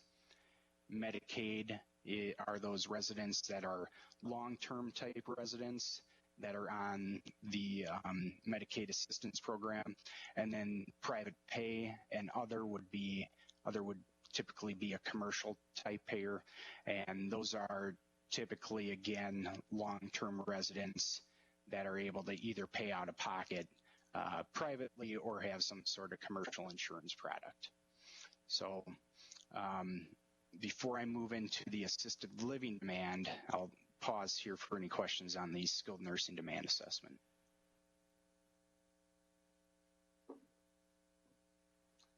Here now, I'll get into the assisted living assessment. So the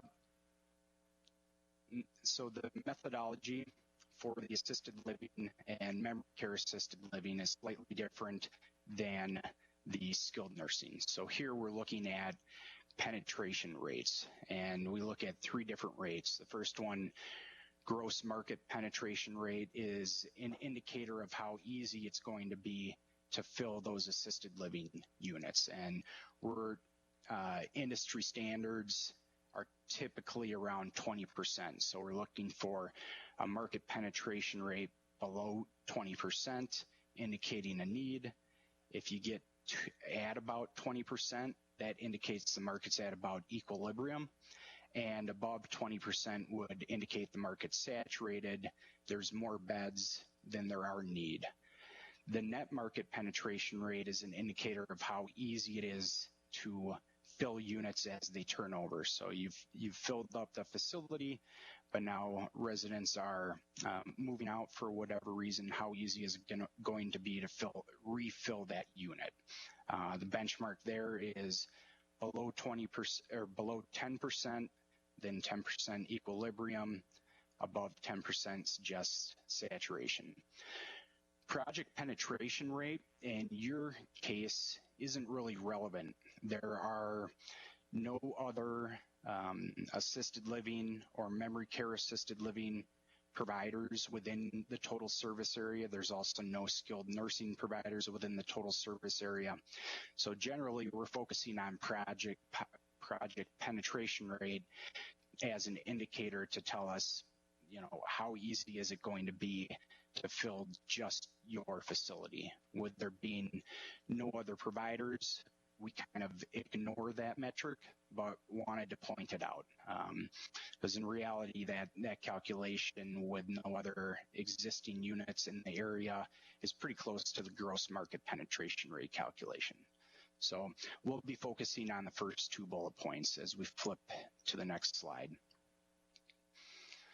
So looking at the target population that's demographic driven that we put into the demand analysis, we're looking again at age eligibility and income eligibility. And that was defined as individuals aged 80 and older and earning $50,000 or more annually on the assisted living side. On the memory care side, age eligibility was set at 75 years old, and then again, an income eligibility of $50,000 or more. With the $50,000 income threshold, we are making an assumption that these residents will utilize some sort of asset base and spend that down to supplement their income to pay for the cost of care. If you look at an average frail elderly assisted living monthly rate, that's about $5,000 a year. So if you do the math on that, that's a need of $60,000 a year. You assume that maybe 80% of that income is going to go to cost of care, 20% is going to be spent elsewhere. That comes out to a needed annual income of $75,000. So I wanted to point that out in case you're doing the math on a monthly rate of $5,000 and that's not really jiving with the $50,000 that we're using. Next slide, Jason. So overall, for the total service area, the findings are suggesting a need for 8 to 12 frail elderly assisted living units. And that is, again, focused on individuals that can afford to pay out of pocket. If you were going to admit a portion of Medicaid waiver type residents, the number of units could be higher. However, when providers are looking at building a new assisted living facility, they're really focused on that private pay demand because the reimbursement rates on the Medicaid waiver side are not adequate enough to pay for a new building and the related cost of care. So current day, about 8 beds. Looking forward 5 years, about 12 beds. Next slide, we'll look at the memory care demand assessment. And really, it's the same story. We're looking at 8 beds current day, 12 beds projecting forward 5 years. So in total, if you're looking at an assisted living facility, that could potentially be up to 12 or 24 beds, with 12 of those being dedicated to frail elderly, 12 of those being dedicated to memory care residents and specialty memory care programming. And that's it on the senior living demand assessment, but certainly want to pause for any questions overall or any questions specific to the assisted living assessment.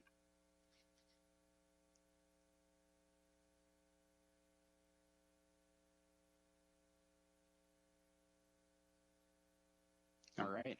Well, then I will turn it back over to Jason to button up the presentation for the evening. Yeah, the last couple are just our executive summary slides.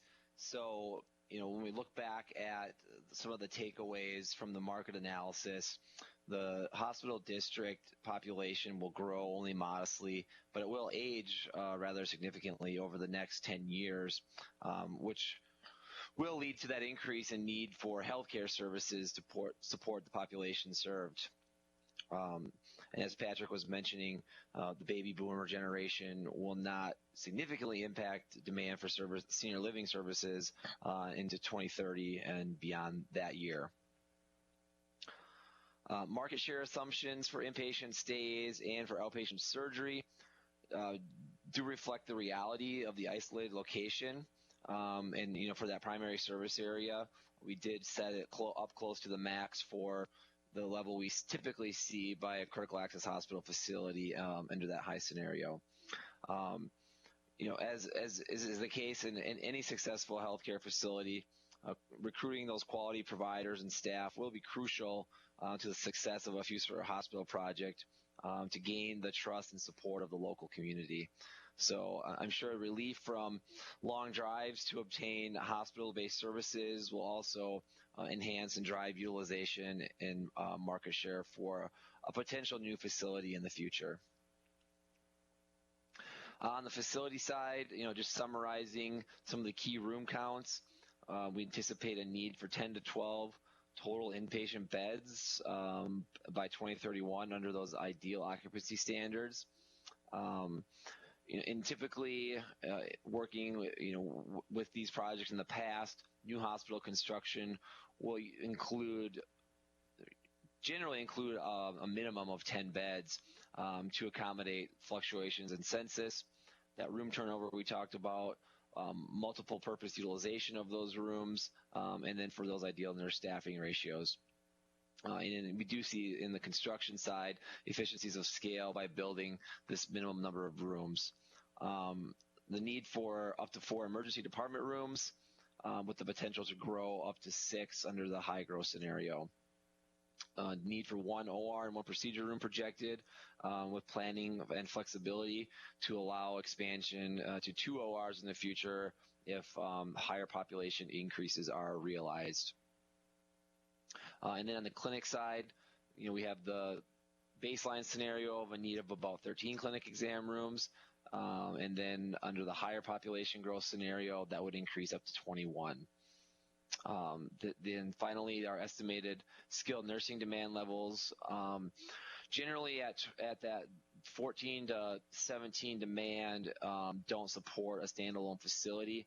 And as campus planning evolves, we can talk about more what that means for campus planning in the future. So that really wraps up summarizes all the detail we've gone through here tonight. So with that, and John, if you have any closing remarks or if there's any other questions.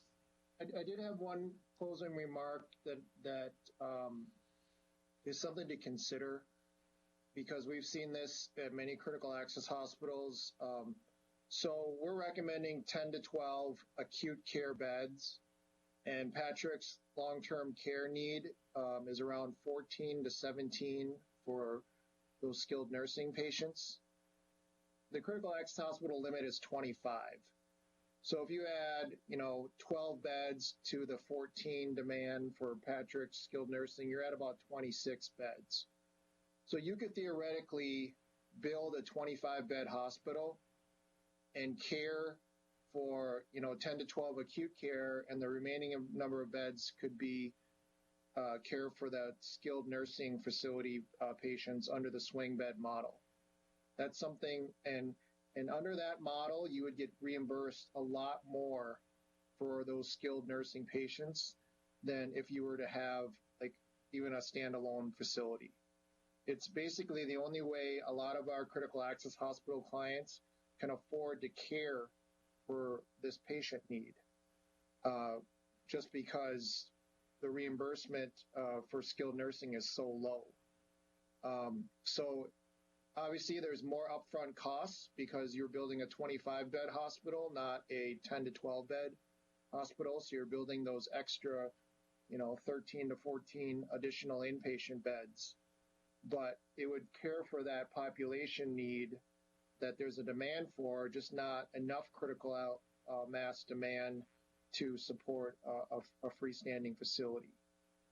So that's something to, I guess, food for thought for the board to consider. It's one of the reasons why we suggested doing this senior living study, because if you really want to truly be a comprehensive healthcare facility, taking care of that skilled nursing base is very important. And those patients are not being cared for today. They're having to leave the community, or they're staying at home. They're receiving home care. So, just hearing the discussions you said before, it seems like, your major mission is to make sure that people can try to receive care in their backyard to the greatest extent possible. So keep that in mind. Cost you a little bit more upfront, but you'll be able to take care of that 85 plus population base that's currently not being cared for at all. So hope everything that we presented makes sense. Our next steps, there's two remaining steps for our project. The first is the debt capacity analysis, where we'll look at how much you can afford given the hospital district's current financial situation in terms of taking on debt. And then we'll also overlay on top of that how the initial space program, or how big this hospital should be, given the 10 to 12 beds, the number of ORs and ER bays and clinic exam rooms that Jason has outlined, so that you can really compare how much you can take on in debt and how much we think this new hospital is going to cost, and whether or not they align. Hopefully they will. Obviously, being able to afford what we think you need to build is critical, but sometimes they don't align. And then you may need to look at different options for asking for more tax subsidies or going to get donations, things like that. There's ways to skin that cat. But obviously, it'd be best if your debt capacity would align with how much we think this hospital is going to cost. That's what's going to be presented at our next meeting. Any questions before we wrap it up? John, what's the timeline of the debt capacity? The debt capacity findings, I believe, Jason, you want to chime in on that? Yeah, we were talking about mid-August timeframe with that piece, Russell.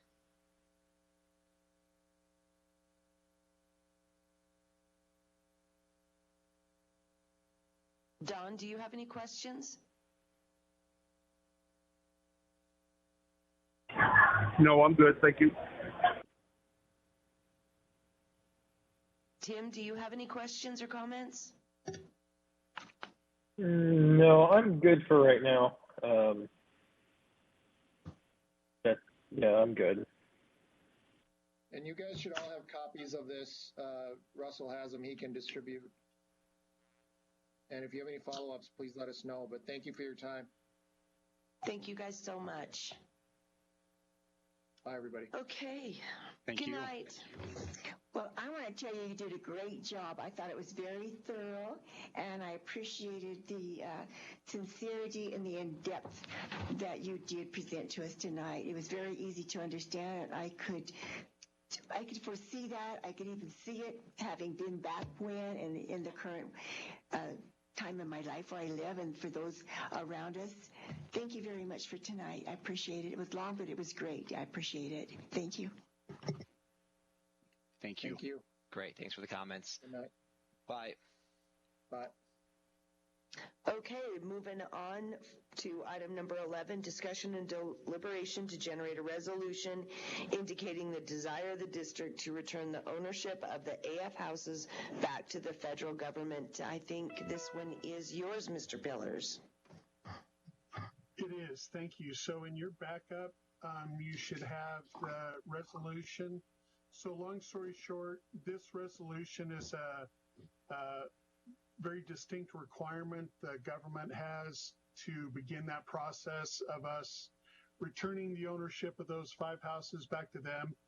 So I've included, the resolution, and that's been reviewed and edited by your legal counsel, which you should have an email from him indicating that, as well as the exit questionnaire that I will complete first thing next week and get that all back to them if you agree with the resolution.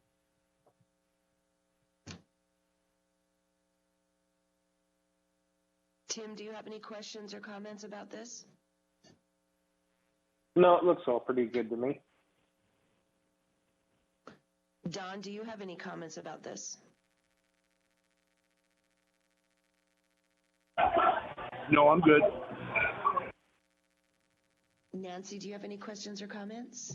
No, ma'am, I don't. Looks pretty good to me. Thank you. And we do have public comment. Ed Tomani, last name Tomani, Tomany. Russell, what's the Air Force gave them to the hospital? Is there criteria that specifies what you have to do with them? Why are you giving them back? We're giving them back, Ed, because it would cost us way too much to renovate them, and we have to renovate them, and they're mold infested. Okay. Terrible. Terrible. How about the demolition? If you owned them, demolition, then sold the property, because there's going to be a demand for housing and property in Tonopah. That's not how it works. They have to be remodeled. So I can explain some of that real quick. Yeah, so the deed came with, from the government, came with certain stipulations. The key one was that we had to get them back into service within 3 years. And so as we got closer, as we were around, we started to realize how expensive the hazmat remediation and the remodeling was going to cost. And then we did ask if we could bulldoze them, and they said yes, as long as you put something back on that property that's equivalent. So the district would have had to have replaced them with 1,500 square foot homes, which the district just doesn't have that money right now. So it's unfortunate we weren't able to take advantage of them. It was a good idea, but it just didn't work out. All right. Thank you, Russell. Any other public comment? No? Okay, guess we'll entertain a motion.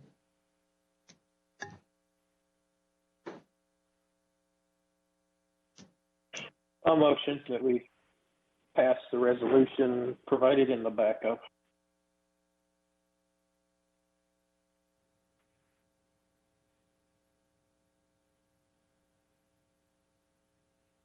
Maybe go ahead.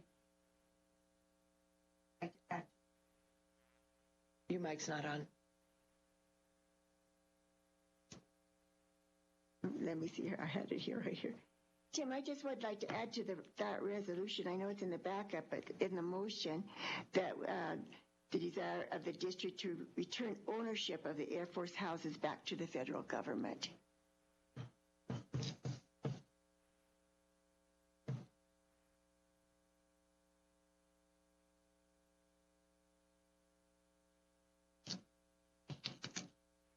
Nancy, will you state the whole motion?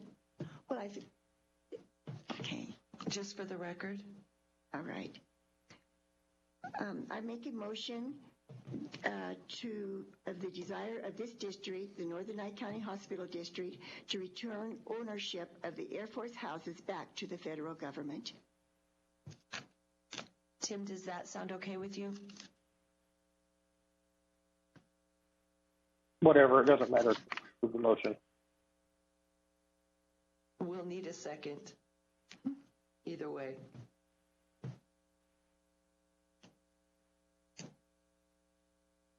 I'll second. I've already got it. Okay, call for the vote. All those in favor? Aye. Aye. Aye. Aye. Passes unanimous.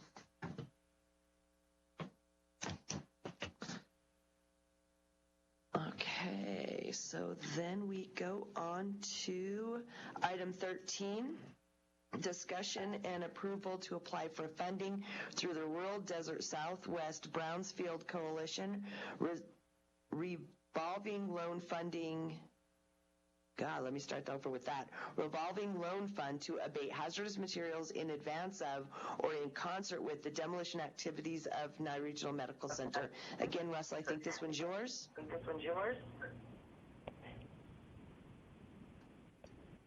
Actually, I think this is mine. This was not mine, yeah. I think she's online. Hi, this is Eileen Christensen. No problem. This is Eileen Christensen, CHRISTENSEN for the record. Madam Chair, I'm presenting this on behalf of the Rural Desert Southwest Brownfields Coalition, which is a grant-funded program that started back in 2013 and was funded again in 2018 by EPA, specifically to address hazardous materials in buildings to promote economic development of the sites on which they may have been impacted. So, for example, the hospital itself was addressed through brownfields several years ago, phase 1 and phase 2 work that identified the asbestos and lead-based paint and other contamination on site. This revolving loan fund also has a grant component that could be used. So this agenda item is simply to start the process. May we start the process to apply for the funding for either a loan, which is usually a low-cost, low-interest loan, that would help not only provide access to abatement and demolition dollars that many banks won't provide under a normal loan. The other thing this will do is organize the process in lockstep with other federal funding processes like USDA funding, if you decide to go for that. It will also allow access to other federal programs because EPA has 33 federal agency partners under this program, and it also allows flexibility and public involvement to build momentum as you develop this. So it's a great way to advertise the program as it's going forward because Brownfield sticks with the project from the beginning to the end of the program, of the project development. For example, the Pink Motel that is now the Emergency Management Services building in Tonopah was a Brownfield site. The FBO building at Tonopah was a Brownfield site. Public Works building demolition was done through Brownfields, and the Tonopah Library expansion that's currently underway, that parking lot, is a Brownfield site. So that's it, my presentation in a nutshell. I'm sorry, Lorena Dellinger and Stephanie Elliott from Nye County couldn't be here, so Stephanie Elliott would be the one that we'd be coordinating with, but I wanted to put that out for consideration. Don, do you have any questions or comments? No, I'm all for it. I'm ready to go and give a vote whenever we're ready. Tim, you have any questions or comments? No. It's listed as a no action. I'm not sure why, because it's discussion and approval.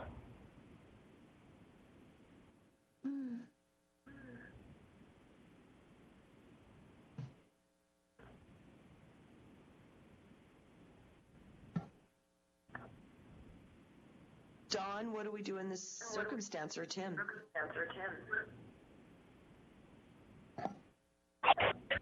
I'm sorry, Patty. I can hardly hear you guys. I think we should vote to move forward with this and allow them to go and see what's available. Well, it does say discussion and approval right next to no action. So that's legally, I think it would, I don't know. Don, the problem is that it's on our agenda as a no action item.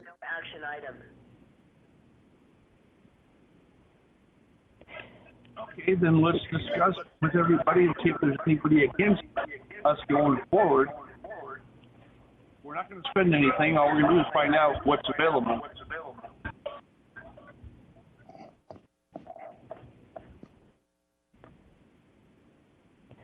Well, then I guess if nobody has any reason not to, we should go forward. We don't even have to have a vote, I say. No, I don't think so. It looks like it's just a bad hyperlink on it. The text is worded appropriately, so I think it would be fine. I agree. So then just for the record, we'll have a vote. I'll call for the vote. All those in favor?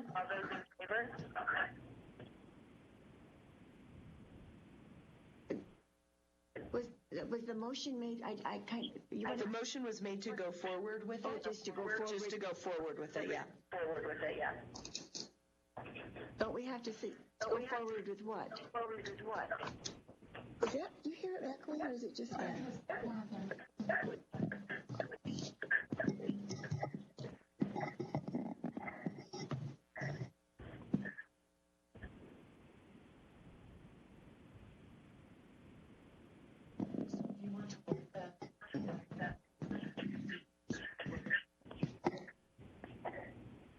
We don't have to say we to apply for.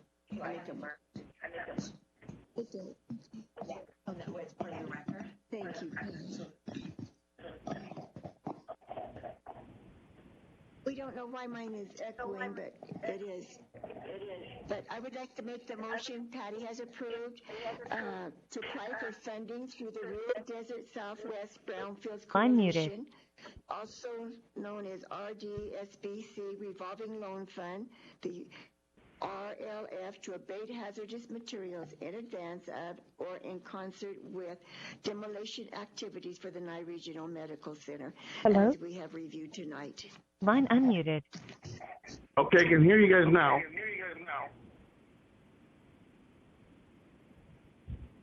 Would you like to second that, Don? I will second the motion. Yes. Okay, call for the vote. All in favor? Aye. Aye. Aye. Perfect. Moving on to item 14. Approval of the invoices for payments. Have you guys all gotten your backup? Yes.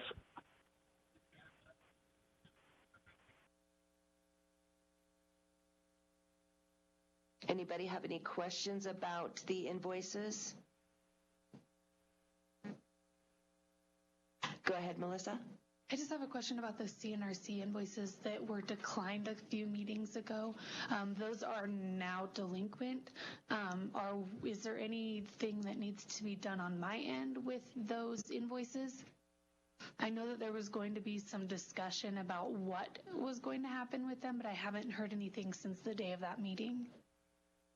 I believe we're waiting on Van to send more backup. Is that correct, Don? That is correct. I sent him an email. I addressed all our concerns. I asked Van for statements and contracts for everything he's trying to get us to reimburse. So that's waiting on Van Lee. Okay, thank you. Mm-hmm.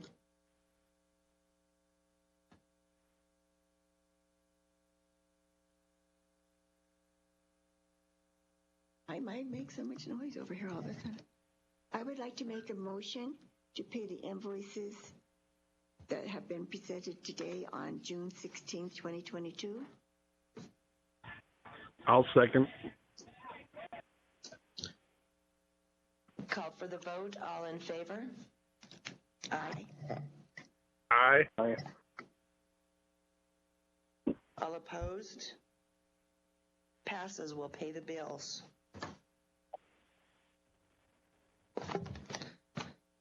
All right. Let's see. We are to general comment. Last general comment. Oh, sorry. 15, which is a open meeting law review. But I don't think we have anything to review, do we? Not tonight. Okay. So nothing to review on number 15. So back to 16, last general public comment. Don't see any public comment. Last announcements on item number 17. Does anybody have any announcements? I do, Patty. I would like to thank you for running the meeting. I know how hard it is when people are online. Well, thank you, Don, but I am such a rookie. All right, if that is unmuted, then we will do number 18, which is adjourn this meeting. Thanks, guys. Thank you, everybody. Thank you, everyone. Good night, everybody. Just so you guys know, Good night. Eileen contacted me on email, and she just wanted to say thank you. She said she got disconnected, but she wanted to thank you all. Nancy, will you sign? Thank you, Ed, for coming. I'm really appreciative of your comments. Thank you.